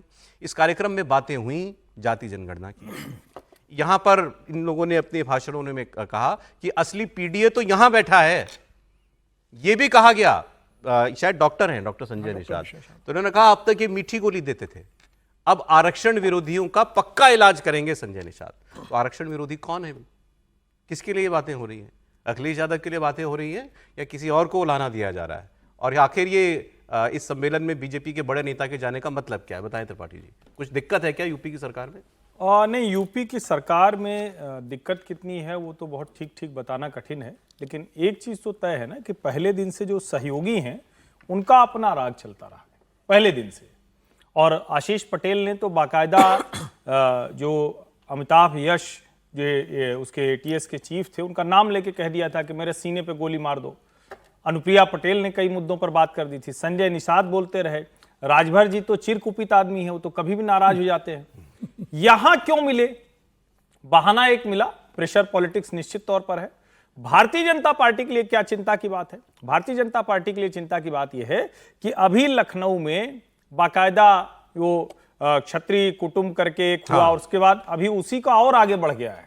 अब उसी नाम पर उन्होंने बाकायदा सम्मानित करना शुरू कर दिया है, मतलब बहुत बड़ा सम्मान समारोह कर रहे हैं। यूपी के सारे क्षत्रिय विधायकों का एक व्हाट्सएप ग्रुप बना हुआ है, आयोजन हुआ कुटुंब राम से। अब भारतीय जनता पार्टी के लिए चिंता है कि अगर सब जाति के नाम पर अलग अलग ऐसी खेमेबंदी करेंगे, और कमाल की बात यह कि उन्हीं को लोग करेंगे। जैसे जो क्षत्रियों वाला हुआ वो भी जो कहां वाले विधायक हैं जो जीते, रामवीर क्या नाम है, उन्होंने बुलाया था। तो एक तरह से कहें कि वो सब, और अगर इतना जाति पहचान को लेकर होगा तो बीजेपी के लिए खतरा है। अगर ये वाले दल कर रहे हैं तो इसका मतलब ये हुआ कि ये अपनी बार्गेनिंग पावर थोड़ी सी और बढ़ाना चाह रहे हैं। जाति के नाम पर ही है। और अगर ये करेंगे तो किसका हिस्सा मांगेंगे? बीजेपी से ही और सीटें मांगेंगे और बातचीत करेंगे, तो बीजेपी के लिए खतरे की घंटी। 2 बातें इसमें और हैं। एक तो यूपी के अंदर लगातार, क्योंकि चुनाव आ रहा है, उससे पहले एक मंत्रिमंडल में फेरबदल की बातें चल रही हैं, तो ये लोग हो सकता है उसमें अपना हिस्सा बढ़ाने की बात कह रहे हो। सुभाषपा ने और निषाद पार्टी ने, इन्होंने बिहार का इलेक्शन लड़ने की भी बात कह दी है कि हम बिहार का चुनाव भी लड़ेंगे। समीर जी, बिल्कुल, कल इन नेताओं की बैठक है, उसमें 1-2 बड़ी रोचक बातें हुई है। एक नेता ने यह कहा कि भाई सरकार हमारी है उत्तर प्रदेश में, लेकिन हमको लगता ही नहीं कि हमारी सरकार है, हमारी सुनवाई नहीं होती। तो एक ने कहा कि भाई आप जिसकी उम्मीद कर रहे हो कि आपकी सुनवाई होगी, जो सुनवाई करने वाले हैं वो तो दिल्ली वालों की भी सुनवाई नहीं करते, तो आपकी सुनवाई कहाँ से करेंगे? तो उन्होंने उनके ऊपर तंज कसा कि भाई वो किसी की सुनवाई नहीं करते, आपकी कहाँ सुनवाई होगी? तो इन्होंने कहा कि भाई जिस तरीके से पिछड़ों को लेकर उत्तर प्रदेश के अंदर एक भावनाएं हो रही है कि भाई हम सत्ता में है, सरकार हमारी है, और अखिलेश यादव पीडीए बनाकर पिछड़ों का वोट लोकसभा चुनाव के अंदर ले गया, उनको इतना समर्थन मिल गया।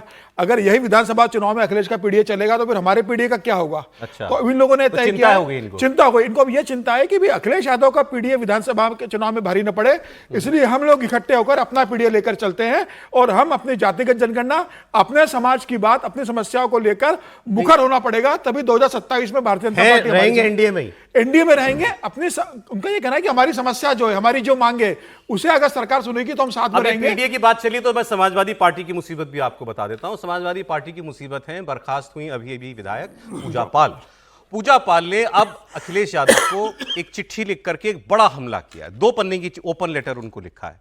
इसमें उन्होंने ये साफ साफ कहा है कि सपा मुखिया पर उनका गंभीर आरोप है कि अगर पूजा पाल कह रही है मेरी हत्या हो जाए तो इसके लिए जिम्मेदार अखिलेश यादव होंगे, समाजवादी पार्टी इसके लिए दोषी मानी जाएगी। एक्चुअली पूजा पाल ने विधानसभा में मुख्यमंत्री योगी आदित्यनाथ की तारीफ कर दी थी लॉ एंड ऑर्डर के मुद्दे पर इनके पति की हत्या का आरोप अतीक अहमद पर था और अतीक अहमद जिस तरीके से वो पहले पकड़ा गया, उसके बेटे का एनकाउंटर हुआ, फिर बाद में उसकी और हत्या हो गई, इन सब बातों को लेकर पूजा पाल ने तारीफ कर दी थी कि मुझे व्यक्तिगत इंसाफ मिला। और अब वो ये कह रही हैं कि अब मैं मर भी जाऊं तो मुझे कोई गम नहीं, मेरी जीवन का उद्देश्य ही ये था कि जिसने मेरा सुहाग उजाड़ा मैं उसको बर्बाद होते देखना चाहती हूं, वो योगी जी ने कर दिया। अब इन्होंने तारीफ की तो अखिलेश यादव ने इनसे 8 घंटे के अंदर इस्तीफा मांग लिया। ये इन्होंने एक बड़ी रोचक बात कह दी सर। इन्होंने कहा कि अगर इन्होंने राज्यसभा के चुनाव में बीजेपी के उम्मीदवार को वोट कर दिया था, तो इन्होंने अब ये कहा कि अगर आपको प्रॉब्लम यह है कि मैंने योगी जी की तारीफ कर दी, तो मैं कह रही हूं ये तो मुझे पर्सनल इंसाफ मिला, और मैं पहले भी कह चुकी हूं जब वो मरे थे मैंने तब भी कहा था बहुत अच्छा हुआ, तो आपने तब क्यों नहीं मुझ पर एक्शन लिया। और दूसरा, अगर मेरे बीजेपी को वोट देने पर ऐतराज है तो आपने और डिंपल यादव ने दोनों ने दिल्ली के कॉन्स्टिट्यूशन क्लब के चुनाव में बीजेपी के एमपी को वोट दिया है, तो आप अपनी पत्नी पर कार्रवाई करेंगे, मुझ पर कार्रवाई कर रहे हैं तो? देखिए, दो बातें हैं इसमें। पहली बात तो पूजा पाल का स्वाभाविक मामला है, क्योंकि उनके पति की हत्या हुई थी, उसमें अतीक अहमद पर आरोप था और वो कोर्ट में साबित भी हो रहा था, उसी का मुकदमा चल रहा था। फिर उमेश पाल की हत्या हो गई जो उनके गवाह थे और वकील थे, तो उनका एक बिल्कुल व्यक्तिगत निजी मामला है। इसलिए उनका बनता है कि जिस सरकार के दौरान अतीक अहमद पर कार्यवाही हुई उसकी वो तारीफ पर है, इसमें कोई अतिरंजना नहीं है और उसमें स्वाभाविक था। और मुझे लगता है इस बात को अखिलेश जी को अगर वो अनदेखा कर देते तो ज़्यादा अच्छा था। भाई उनकी विधायक थी, उनका व्यक्तिगत मसला था। जैसे मैं उदाहरण दूं इसका, मुख्तार अंसारी के खिलाफ अजय राय जो है वो कृष्णानंद राय वाले मामले में जिसमें अजय राय के भाई की हत्या हुई थी, वो पैरवी कर रहे थे। अजय राय बीजेपी के कांग्रेस के अध्यक्ष हैं और मुख्तार अंसारी के खिलाफ फैसला आया, अजय राय ने स्वागत किया उसका, बाकायदा खुशी बनाई, मिठाई बांटी। और मुख्तार अंसारी पंजाब की जेल में कांग्रेस के मुख्यमंत्री अमरिंदर सिंह थे उस समय, उनके संरक्षण में थे, सारी चीजें। इनके परिवार में किसी की हत्या कराई, इनके भाई की। कृष्णानंद राय विधायक से फिर भी अजय राय ने योगी जी की प्रशंसा और अजय राय के उसमें भी प्रशंसा की थी। नहीं की थी अजय राय नहीं की, लेकिन अदालत के फैसले का स्वागत किया था उन्होंने कोई प्रशंसा योगी जी प्रशंसा नहीं की, सगे भाई की हत्या। हाँ, लेकिन मुख्तार अंसारी के उसमें योगी जी की प्रशंसा इसलिए भी नहीं की थी, मुख्तार अंसारी मुकदमा तो पहले ही कायम हो चुका था और वो केस तो चल ही रहा था, वो अलग बात होगी। हाँ, कोर्ट का फैसला आया था। मैं कह रहा हूँ व्यक्तिगत मामले जब होते हैं तो कई बार चीजें होती है, लेकिन ये इनका कुतर्क है पूजा पाल का कि कॉन्स्टिट्यूशन क्लब के मामले में जो है, कॉन्स्टिट्यूशन क्लब कोई संवैधानिक संस्था थोड़ी है, राज्यसभा पार्टी लाइन में चुनाव होता है, दोनों बीजेपी और कॉन्स्टिट्यूशन क्लब में तो दोनों बीजेपी के थे। या अखिलेश यादव तो बायकाट करते या तो संजीव बालियान को देते हैं। उन्होंने अपनी तरफ से वो कुतर्क है, उन्होंने रख दिया उसको। हाँ, वो गलत लॉजिक है, वो उनका वो वाली बात सही है जो व्यक्तिगत उन्होंने। अब इससे सवाल यह है कि इससे एक तरफ एनडीए वाले पीडीए मिल रहे हैं, हमने आपको दिखाया, वो भी खुद को पीडीए कह रहे हैं, इससे अखिलेश यादव के पीडीए पर कोई डेंट लगता है क्या सर? पीडीए पर, अखिलेश यादव के पीडीए पर डेंट नहीं लगता। ये अपना पीडीए मजबूत कर रहे हैं कि भाई ये ना हो कि उनके पीडीए से हमारा पीडीए खत्म हो जाए। ये वो एक्सरसाइज है कि उस तरह से अपने आप की अपनी जो दुकान है, क्योंकि जब तक इनका पीडीए मजबूत रहेगा तभी तो योगी साहब के साथ चलेंगे, और उधर तो इनके पीडीए की जरूरत नहीं है। इनको यूजफुल बने रहना है, बीजेपी और योगी आदित्यनाथ बने रहना है, वो सबसे बड़ी चीज है। और आपने लिखा कि बड़ा शोरूम खिचड़ी पका रहे हैं यहाँ पर, खिचड़ी यदि ये पका रहे हैं और अपने को यूजफुल बनाए रखना चाहते हैं योगी सरकार में, तब तक तो ठीक है। सिलेंडर किसने दिया था यहाँ पर खिचड़ी बनाने के लिए, उसका यदि पता चलेगा तब अलग तरह से खिचड़ी ये बताएंगे सिलेंडर किसका था पार्टी जी? नहीं, मुझे लगता है कि मतलब सारे लोग चिंगारी किसने लगाई है? ये चिंगारी नहीं है, ये मुझे लगता है प्रेशर पॉलिटिक्स है। और ये सारे लोग ये बाकायदा सब मतलब सबके सब अमित शाह की गुड बुक में है भाई, सब अच्छे से सरकार का हिस्सा है। इसमें कोई कोई शिकायत कोई शिकायत नहीं। ये सब कहीं भी जाएंगे तो अमित शाह एक बार फोन करेंगे, सब साथ में। अब अमित शाह जी की बात आपने कर दी तो मैं वो भी बता दूं सर, बीजेपी के साथ है अमित शाह जी और ओम प्रकाश राजभर को दोबारा लाए। अमित शाह जी की बात आपको बताता हूं मैं। 9 सितंबर को उपराष्ट्रपति के चुनाव के लिए वोटिंग होनी है, सब जानते हैं। एनडीए के कैंडिडेट हैं सीपी राधाकृष्णन, इंडिया गठबंधन के कैंडिडेट हैं पूर्व जस्टिस सुप्रीम कोर्ट के सुदर्शन रेड्डी जी। इनके बीच में डायरेक्ट फाइट है। अब पहले तो ये चर्चा हो रही थी कि कौन सा गठबंधन टूटेगा, क्योंकि दबाव सब पे था। तमिलनाडु के हैं राधाकृष्णन जी तो स्टालिन पर दबाव था, अब ये तेलुगु आ गए हैं तो दबाव नायडू साहब पर, चंद्रबाबू नायडू साहब पर हो गया है। अमित शाह जी ने इस पर पहले जो है इस लड़ाई को आइडियोलॉजिकल बैटल बताया इंडिया गठबंधन के लोगों ने, कि हम किसी भी सूरत में इनका साथ इसलिए नहीं देंगे क्योंकि ये खुद भी एक तो संघ से हैं और हमारी लड़ाई संघ के खिलाफ है, आइडियोलॉजी विचारधारा की लड़ाई है, तो सवाल ही नहीं है कि हम इनका समर्थन कर दें। अमित शाह जी ने अब वार किया है सीधा रेड्डी साहब के ऊपर। इन्होंने वही सालवा जुदुम मामला उन्होंने कहा अगर इन्होंने सुप्रीम कोर्ट के जज रहते सालवा जुदुम को बैन ना किया होता। सालवा जुदुम आदिवासियों की एक फौज बनाने की बात थी लड़ने के लिए माओवादियों से, उसको इलीगल करार दिया था और उस बेंच में सुदर्शन रेड्डी साहब थे। तो अमित शाह कह रहे हैं कि अगर इन्होंने फैसला ना दिया होता तो हमने ये जो जंग हम आज जीते हैं लेफ्ट के अतिवाद से, ये हम 2020 में जीत गए होते। देश के प्रधानमंत्री नरेंद्र मोदी जी और पार्टी अध्यक्ष श्रीमान नड्डा जी को धन्यवाद करना चाहता हूं कि हमारे तमिलनाडु के ही नेता सीपी राधाकृष्णन जी को उपराष्ट्रपति पद का प्रत्याशी बनाया है। मैं तमिलनाडु की जनता को भी ये बताने आया हूं कि अब राज्यसभा में उपराष्ट्रपति पद पर आसीन होने के बाद सभापति के रूप में तमिलनाडु का बेटा श्री सीपी राधाकृष्णन विराजमान होने वाले हैं। मोदी जी ने हमेशा तमिलनाडु, तमिल भाषा और तमिल संस्कृति का गौरव करने का काम किया है। वो सीपी राधाकृष्णन साहब का भी जो केस है उसको भी वो जो है और मजबूत कर रहे हैं। इन्होंने एक इंटरेस्टिंग बात और कही, इन्होंने ये भी कहा कि स्टालिन साहब का ख्वाब है मैं अपने बेटे को मुख्यमंत्री बनाऊं, उदयनिधि को, जिन्होंने सनातन एंटी सनातन समारोह किया था, और सोनिया गांधी का ख्वाब है कि वो अपने बेटे को प्रधानमंत्री बनाए। लेकिन ये दोनों ख्वाब पूरे होने वाले नहीं है। त्रिपाठी जी बताएंगे। और रेड्डी साहब पर अब ये नक्सलियों के खिलाफ लड़ाई को कमजोर करने का आरोप लग रहा है। नहीं, बड़ा स्पष्ट अमित शाह ने दोनों तरफ हमले किए। एक तो परिवारवाद पर तो उनका हमेशा हमला रहता ही रहता है। ये जो वैचारिक लड़ाई वाला मसला है इस पे उन्होंने चिन्हित किया। और अगर आप ध्यान से देखें तो ये कांग्रेस के भीतर भी द्वंद्व रहता था कि भाई नक्सलियों से लड़ाई कैसे लड़ी जाए। मुझे याद है कि उस वक्त गृहमंत्री रहते पी चिदम्बरम बहुत स्ट्रांग एक्शन के पक्ष में थे। वो चाहते थे कि नक्सलियों के खिलाफ ठीक से कार्रवाई हो जाए। दिग्विजय सिंह और एक बड़ा वर्ग था जो नहीं चाहता था। हुआ क्या, कांग्रेसी नेताओं की जान गई, नक्सलियों का हमला बढ़ता रहा। लेकिन कमाल की बात यह कि सलवा जुडुम के खिलाफ दिल्ली विश्वविद्यालय के प्रोफेसर, एक्टिविस्ट, जो कम्युनिस्ट कांग्रेस नेक्सस है, वो यहां आकर लड़ा। और बी सुदर्शन रेड्डी की बेंच ने जो निर्णय दिया था उसमें सलवा जुडुम को एक तरह से खत्म ही कर दिया गया। उसके बाद जो रमन सिंह बैन कर दिया गया था, वो समाप्त हो गई। अब उसको जाकर केरल में जाकर उन्होंने कहा, और केरल में जाकर उन्होंने कांग्रेस के लोगों को भी कहा कि आप भी जरा सोचिए कि इस तरह से अगर नक्सली आतंकवाद या माओवादी आतंकवाद है उसको बढ़ावा देने वाले लोग होंगे। और ये जो सुदर्शन रेड्डी साहब हैं, इन्होंने भी बोला है, इन्होंने कहा, इन्होंने संघ के ऊपर टिप्पणी की है। ऐसा नहीं है कि इन्होंने नई टिप्पणी की है। कनिमोझी ने तो पहले कहा था कि हिंदुत्व वाले तमिल है सीपी राधाकृष्णन। तो मुझे लगता है कि स्पष्ट रूप से वैचारिक लड़ाई हो गई। और उस दिन मैंने कहा था तो विनोद जी ने ऐतराज जताया था, लेकिन राष्ट्रवाद बनाम नक्सलवाद तो हो गया है, आज भी रहता है, हो गया है। अब उसको कोई रोक नहीं सकता। आज भी ऐतराज जताऊंगा। तो आपको जताना चाहिए। राहुल गांधी ने इनके बारे में जब कह रहे हैं राहुल गांधी ने एक बड़ी इंटरेस्टिंग बात सुदर्शन रेड्डी जी के लिए कही थी सर। उन्होंने कहा था कि मैंने इनकी जेब में देखा ये संविधान लेके चलते हैं, राहुल गांधी की तरह हर जगह संविधान लेके चलते हैं। उन्होंने कहा मैं 45 साल से जहां भी जाता हूं मेरे पास संविधान की एक कॉपी होती है। तो राहुल गांधी ने इसीलिए उनको नहीं, लेकिन इस पर चंद्रबाबू नायडू ने बड़ी अच्छी बात कही। चंद्रबाबू नायडू ने कहा कि हमारा तो गठजोड़ है, हमें क्यों वो सोच रहे हैं कि और अगर हमको तेलुगु अस्मिता करना होगा तो उसके लिए तो हम काम कर ही रहे हैं। सीपी राधाकृष्णन जैसा दक्षिण भारत का इतना बड़ा चेहरा आया है तो उसको हमें समर्थन करना। कोई गठबंधन नहीं टूट रहा है। वही बात स्टालिन पे लागू होती है कि उनको तमिल अस्मिता के लिए काम करना होगा तो कर ही रहे हैं। उनका भी गठजोड़ है। हमने कहा नहीं, जो लोग उम्मीद कर रहे थे, आपकी बात नहीं कर रहा हूं, जो लोग उम्मीद कर रहे थे कि स्टालिन संकट में पड़ जाएंगे, दबाव तो उनके ऊपर। जो बात चंद्रबाबू पे लागू होती है वो स्टालिन निकाला भी जैसे थे, मुझे लगता है। मैं तो वो फैसला ही पूरा देख रहा था सलवा जुदुम वाले में, जिसमें छत्तीसगढ़ गवर्नमेंट ने कोई उसके बाद कोई उस तरह से लड़ाई नहीं लड़ी है।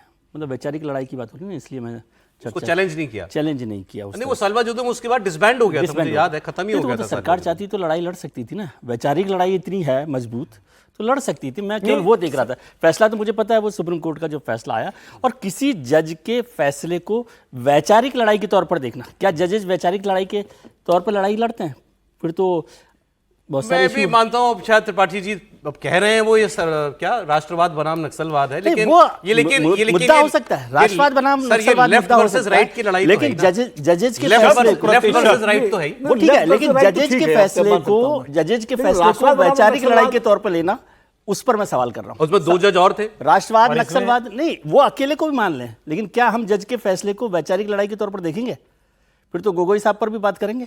नहीं सर, एक सेकंड, मतलब वो अपनी विचारधारा रेड्डी साहब वो खुद बड़ी स्पष्ट कर चुके हैं। अब आप विचारधारा अलग हो सकती है, अब उसको आप जो है साम्यवाद कह लीजिए, कुछ कह लीजिए, मतलब वो विचारधारा अलग हो सकती है। लेफ्ट ऑफ सेंटर वाले आदमी है, वो ठीक है, मैं दूसरा निवेदन कर रहा हूं सर कि वैचारिक लड़ाई, वो वैचारिक तौर पे वो हो तब भी ठीक है, लेकिन क्या किसी जज के फैसले को ठीक है हम चुनावी मुद्दा बनाएं? ये बात मैं कर रहा हूं। इसमें एक इंटरेस्टिंग और अपडेट बस ये है, वो कंफर्म कर दें समीर जी की देवेंद्र फडणवीस ने राधाकृष्णन जी के समर्थन के लिए उद्धव ठाकरे और शरद पवार जी को फोन किया। क्या निकला सर? दोनों को फोन किया और उद्धव ठाकरे से कहा, राज ठाकरे से भी फोन किया और राज ठाकरे से कहा है जब राज ठाकरे को कि आप उद्धव ठाकरे से बात कीजिए कि भाई महाराष्ट्र का मामला है, महाराष्ट्र के गवर्नर है और आप उनको समर्थन दीजिए। हालांकि ठीक है, अब वो तो कोशिश करेंगे कि भाई इंडिया गठबंधन का जो कुनबा है वो बड़ा हो, उसके अंदर ज़्यादा वोट मिले, तो उन्होंने अपनी जो ड्यूटी उनको सेंटर से दी गई थी उन्होंने निभाने की कोशिश की। लेकिन उद्धव ठाकरे का बहुत स्पष्ट है कि वो इंडिया गठबंधन के साथ है और फिलहाल वो इंडिया गठबंधन के लिए वो वोट करने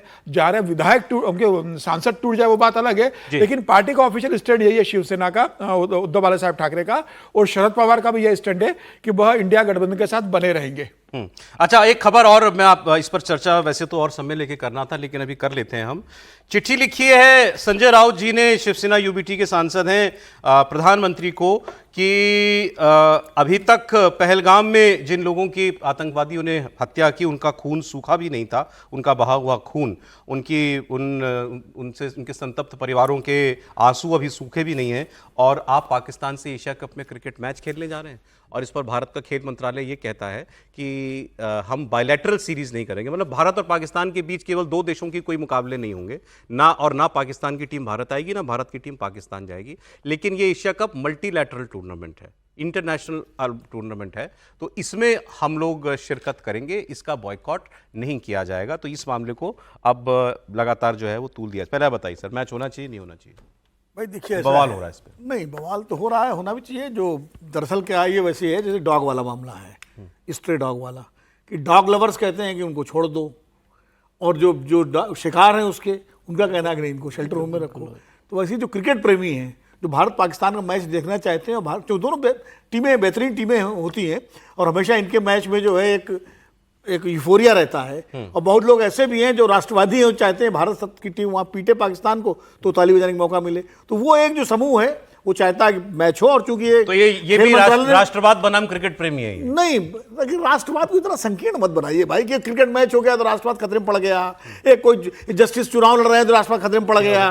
राष्ट्रवाद बहुत बड़ी चीज, कोई प्रॉब्लम नहीं है मैच होने में, क्या दिक्कत है भाई? बोलिए त्रिपाठी जी। खेल मंत्रालय जो बात कर चुका, मैं तो उस स्टैंड को मान रहा हूँ। खेल मंत्रालय ने कहा कि बायलैटरल नहीं खेलते, सफाई ये हमारा इंटरनेशनल कमिटमेंट है। नहीं, सरकार कह देगी मान लेंगे, ये तो कोई बात ही नहीं होती है ना। हम तो नरेंद्र मोदी जी को मान रहे हैं। नरेंद्र मोदी जी ने कहा है कि टेरर और टॉक एक साथ नहीं चल सकती है, तो मुंह पे पट्टी बांध के जाएंगे क्या? सरकार तो नरेंद्र मोदी जी की है। सर बात तो कर लूं मैं पूरी, मुंह पे पट्टी बांध के जाएंगे क्या पूरी? और डॉग लवर वाली तुलना, मतलब मुझे तो समझ नहीं आया कि ये कौन सी तुलना है। डॉग लवर वाला मसला ही अलग है भाई, और ये देश की अस्मिता का मसला है। ये खून बहा हुआ है, रोज आतंकवादी हमले हो रहे हैं, अभी भी सीमा पर किसी भी दिन गोली चल जाती है, अभी भी वो सीज फायर का उल्लंघन कर देता है। हम कारोबार नहीं करेंगे, हम बात नहीं करेंगे, हम मंचों पर नहीं मिलेंगे, लेकिन ना क्रिकेट खेलने के तैयार है क्योंकि बहुत पैसा आता है।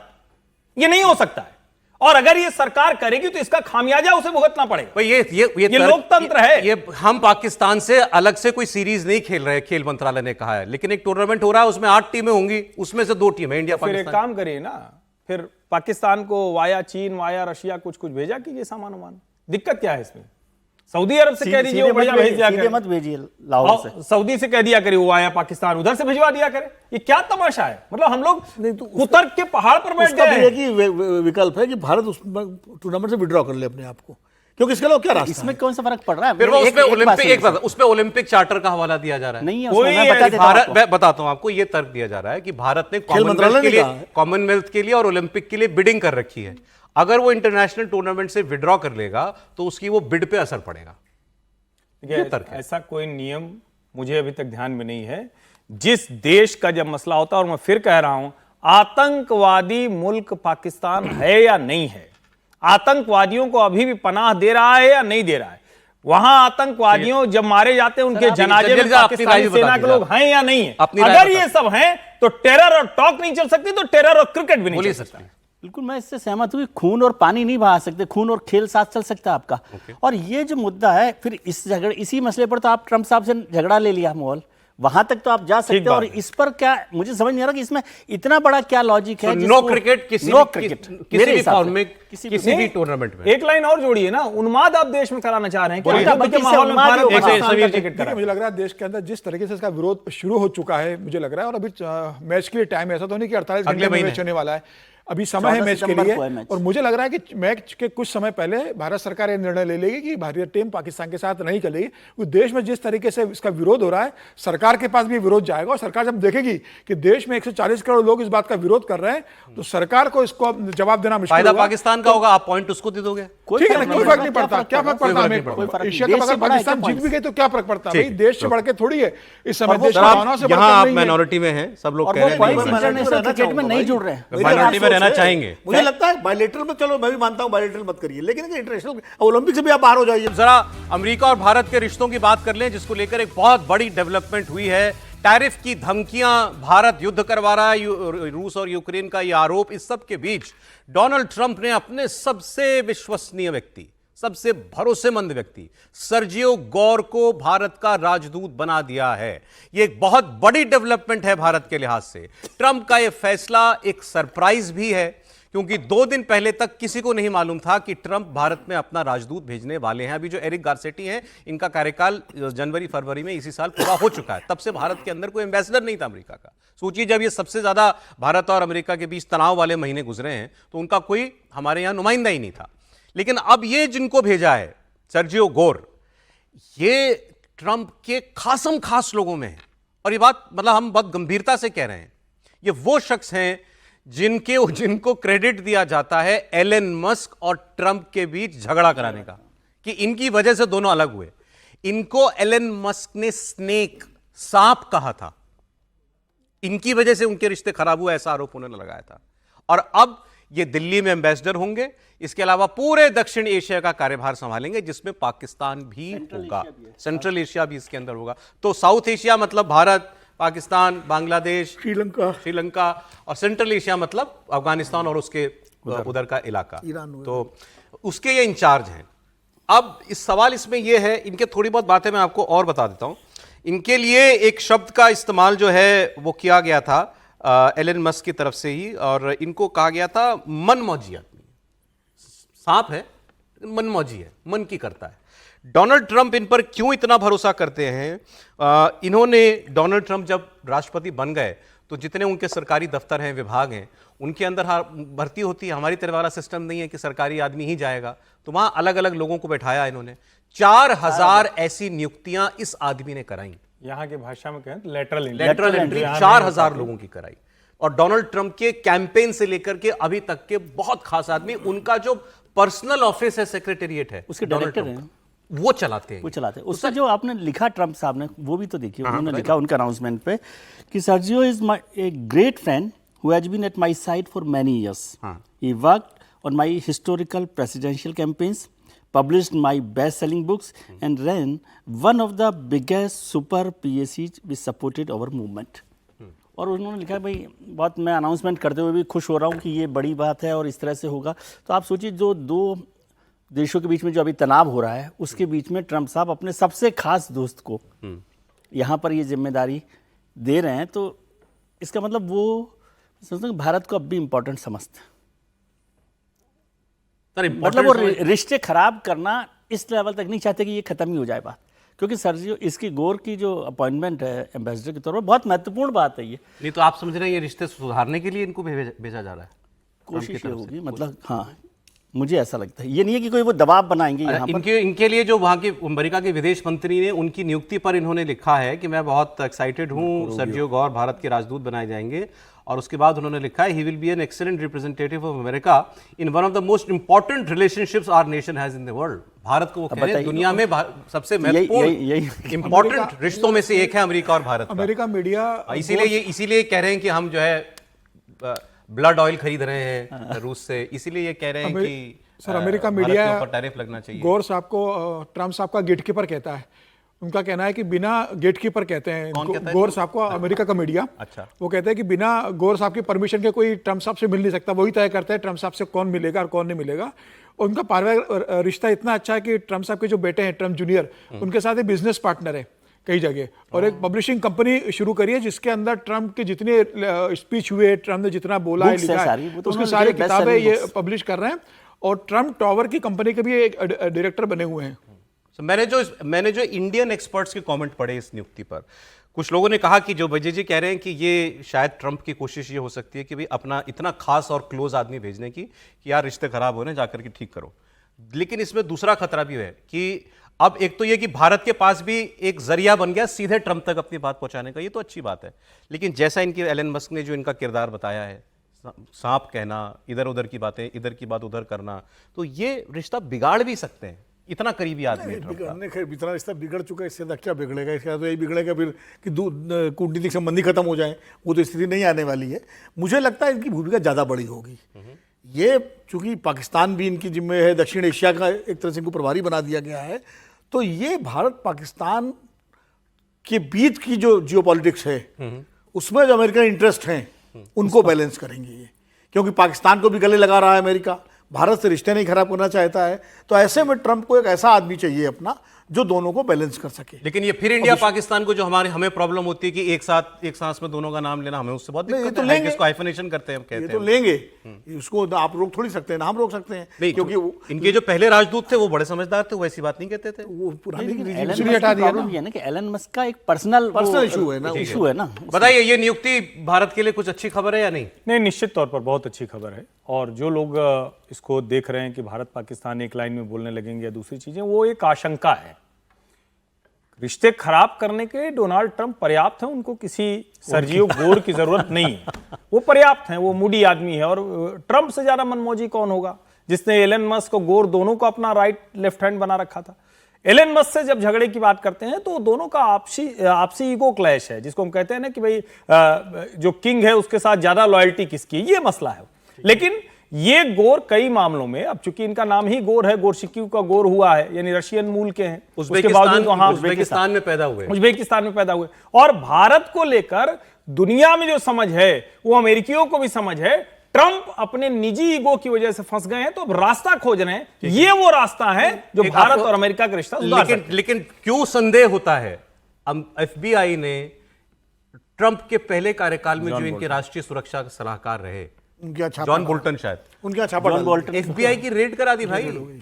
और उनका जो आखिरी इंटरव्यू था वो भारत के पत्रकारों को था, जिसमें उन्होंने कहा था कि ये रिश्ते खराब कर रहे हैं ट्रंप भारत से, लेकिन ये आम अमेरिकी की सोच नहीं है, वो एंटी इंडिया नहीं है और ट्रंप राष्ट्रपति बनने के लायक नहीं है। इससे साबित होता है जिस तरीके से उन्होंने भारत के साथ रिश्ता खराब किया। और इनके अगले दिन इनके घर पे दिल्ली में गोर साहब बैठेंगे तो कई बार आपके आसपास से भी कई चीजें आती हैं, यहाँ की इंटेलिजेंस, यहाँ के उनके लोग जो समझाएंगे तो वो भी अब प्रभाव डाले। मेरी बात रह जाएगी एक लाइन में, ये भारत पाकिस्तान के में जो अमेरिकन इंटरेस्ट हैं जो क्लैश हो रहे हैं उनकी हिफाजत करेंगे, इसलिए ट्रंप ने भेजा इनको। मैं ये कह रहा हूं कि क्योंकि ये सबसे विश्वस्त आदमी। चलिए अब आपको मैं विदेश मंत्री डॉक्टर एस जयशंकर का एक बहुत इंपॉर्टेंट स्टेटमेंट सुनाता हूं। और भारत में किसी ने इस पूरे विवाद के बीच पिछले 3-4 महीनों में ऐसी बात खुल के कभी नहीं कही जो उन्होंने कही अमेरिका को लेकर के, ट्रंप को लेकर के और हमारे उनके रिश्तों को लेकर के। सुनिए। Well, we've not had a US president who's conducted foreign policy as publicly as the current one. That itself is a departure. That's not limited to India. That's limited. In fact, for that matter, who's not conducted his domestic policies as publicly as this one too. So, I think we got to understand, before I come to India-US, that the President Trump's way of dealing with the world, even dealing with his own country, is a very major departure from the traditional orthodox manner of doing so. Look, I mean, negotiations are still going on in the sense that nobody said the negotiations are off. You know, I mean, and people do talk to each other. I mean, it's not like there's a kutti there. So look. मजेदार बात कह रही है जयशंकर साहब ने कि हमारी कोई अमेरिका से कुट्टी नहीं हुई है, मतलब हम बात ही नहीं करेंगे तुमसे। ना कि ट्रेड टॉक रुकी हुई है ये उन्होंने कंफर्म कर दिया, लेकिन उन्होंने ये कहा कि किसी ने ये नहीं कहा कि ट्रेड टॉक्स बंद हो गई हैं या नहीं करेंगे, हम कोई कुट्टी नहीं है हमारी अमेरिका से। लेकिन इससे उन्होंने ये भी कंफर्म कर दिया है कि रिश्तों में बर्फ तो जमी हुई है। फिर उन्होंने ये भी कहा ट्रंप को लेकर के कि, और ये प्रॉब्लम है एक तरीके से हमारी, कि उन्होंने कहा कि वो इतनी पब्लिकली अपनी डिप्लोमेसी कर रहे हैं, अपनी फॉरेन पॉलिसी चला रहे हैं, ऐसा आज तक किसी अमेरिकी राष्ट्रपति ने नहीं किया, और यही प्रॉब्लम है। नहीं, अमेरिकी राष्ट्रपति ने डिप्लोमेसी में होता ही नहीं है, ओपनली इस तरह से नहीं चलता। जिस बात को लेकर हमारे बहुत सारे मित्र लोग इस बात पर करते रहेंगे, मोदी जी ने ट्रंप का नाम क्यों नहीं लिया, जो क्या पहलगाम के सीज फायर को लेकर कि वो बोल रहे हैं, और उस पर प्रधानमंत्री ने, आमतौर पर डिप्लोमेसी में ऐसा नहीं किया जा सकता। जो इसका जिक्र विदेश मंत्री भी कर रहे हैं ना, डोमेस्टिक पॉलिटिक्स की तरह से आप डिप्लोमेसी को कर रहे हैं। वहाँ डिप्लोमेसी में जिस बात का विनोद जी ने एक दिन जिक्र किया था, यस मतलब मे और मे मतलब नो, और नो होता नहीं है है ना। नहीं तो इन्होंने ये भी तो कह दी, मतलब इनकी बात से समझ में आ गया ना कि रिश्ते तो अभी थोड़े वो खराब तो हैं, खट्टे हो रहे हैं, लेकिन खट्टे होने का मतलब खत्म नहीं किए जाते ना, खट्टे होते हैं। ये भी बोल ही दिया उन्होंने।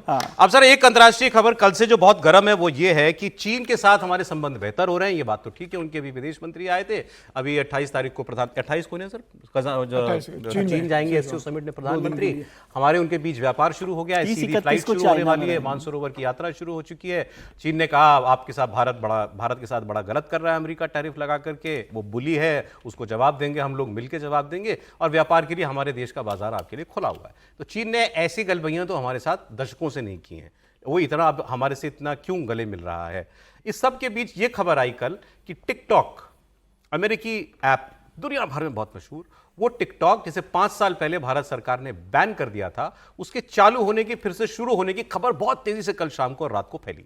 कांग्रेस पार्टी ने भी इस पर मोदी सरकार को घेरने के लिए एक लिखा कि वो हेडलाइन मैनेज करने के लिए टिकटॉक को उन्होंने तब बैन किया था, और अब जिनपिंग के साथ लप्पो झप्पो कर रहे हैं और टिकटॉक को अब अनब्लॉक कर दिया है।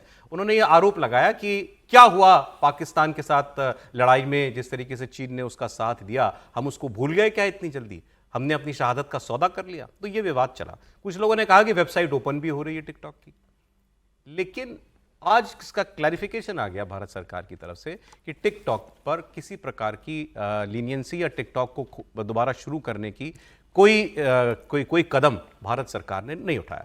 फिर सवाल ये कि अचानक ये अफवाह उड़ी क्यों, और क्या इस बैकलैश के बाद सरकार ने जो कदम उठाने जा रही थी वो कदम वापस खींच लिया? क्या लगता है त्रिपाठी जी आपको? नहीं, पहली बात तो ये कि मैं जब एक खबर आई थी तब से देख रहा हूँ, मतलब मेरे पास जो iOS पर उसमें कभी टिकटॉक नहीं है। मैंने भी देखा, मेरे फोन में तो वेबसाइट भी नहीं खुल रही। मैंने इसीलिए देखा, तो दोनों ही देखा, तो दोनों ही, कल भी मैंने देखा था तब भी नहीं आया था। एक ये और एक अली एक्सप्रेस करके कुछ, अली प्रेस ऐसे कुछ, शायद अलीबाबा वाली, वो शायद मागी कंपनी, वो अमेजॉन का एक तरह से कहें कंपटीटर है। अब इसको दो तरह से देखा जा सकता है। सीधी सी बात है, भारत का अपना कोई ऐसा प्लेटफॉर्म नहीं है, या तो यूएस का प्लेटफॉर्म है या चाइना का प्लेटफॉर्म है, चाहे वो ई कॉमर्स हो या फिर हम जिसको कहते हैं ना कि वो एंटरटेनमेंट और दूसरे क्रिएशन में है। ये रणनीतिक तौर पर भी हो सकता है कि भारत ये दबाव बनाए, और जो कंपनियां हैं जैसे अमेजॉन यहाँ बहुत बड़ा पार्टनर हो गया है, वो दबाव बनाए, यूट्यूब बड़ा दबाव बनाए, मेटा फेसबुक बनाने वाली कंपनी वो बड़ा दबाव बनाए। एक ये नजरिया हो सकता है। दूसरा मेरा ये मानना है कि थोड़ा सा धीरे धीरे रेमना वाले अंदाज में चलें तो अच्छा रहेगा।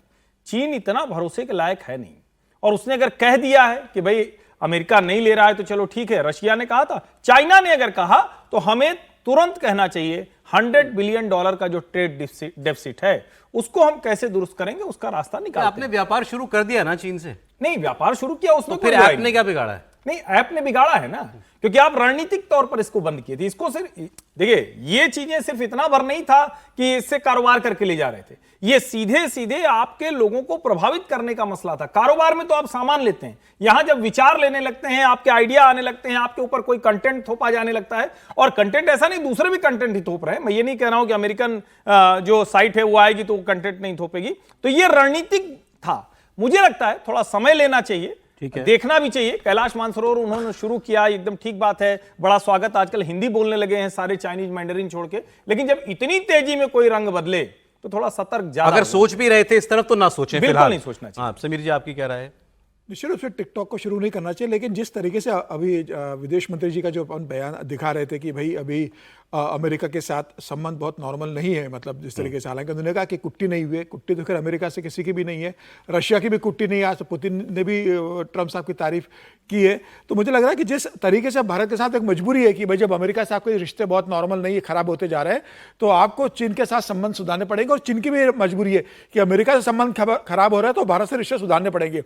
अब जब भारत और चीन साथ में आ रहे हैं तो आज नहीं तो कल टिकटॉक से बैन हटेगा। ये लंबे समय तक बैन नहीं रहेगा। जब अभी वैसा ही शुरू हुआ है, आने वाले में जब थोड़ा संबंध नॉर्मल होंगे तो देखा था जिस समय पाकिस्तान ने कुछ लोगों के ट्विटर अकाउंट खोल दिए थे, जब हल्ला मचा तो फिर बैन कर दिए गए थे। हाँ, तो मुझे लगता है कि उसी तरीके से होगा। अभी सरकार ने शुरू नहीं किया है, लेकिन ये तय मानना आने वाले समय में टिकटॉक का अकाउंट सरकार को खोलना पड़ेगा। अब जरा हम उस युद्ध की बात कर ले जिसके लिए हमें भारत को तोहमत दे रहे हैं ट्रंप, यूक्रेन और रूस की। तो उसमें अपडेट जो आया वो बड़ा इंटरेस्टिंग अपडेट है। ये रिपोर्ट किया गया कि ट्रंप ने ये कहा कि दुश्मन पर सीधा हमला किए बगैर युद्ध जीतना बहुत मुश्किल होता है। मतलब वो ये कह रहे हैं कि अगर जब तक अमेरिका सीधे रूस से नहीं लड़ेगा तब तक ये लड़ाई यूक्रेन नहीं जीत सकता। उनके कहने का मतलब ये था। लेकिन ये कह देना भी बड़ी बात है कि अमेरिका का राष्ट्रपति कह रहा है कि सीधे रूस पर हमला किए बगैर युद्ध नहीं खत्म होगा। यूक्रेन क्या कह रहा है? यूक्रेन कह रहा है साहब आप उससे बात कर रहे हो, वो मेरे पे इस साल के सबसे बड़े हमलों में से एक कर डाला उसने मेरे ऊपर। वो अब ये साफ दिखाई दे रहा है कि पुतिन को ये लगता है कि अगर बहुत जल्द ये मामला सीज फायर की तरफ बढ़ने वाला है तो उसमें कितने भी दिन हो, ज्यादा से ज्यादा एज हासिल करो लड़ाई के अंदर, ज्यादा से ज्यादा जमीन पर अपना कब्जा जमाओ। वो अब पूरी ताकत के साथ युद्ध लड़ रहे हैं।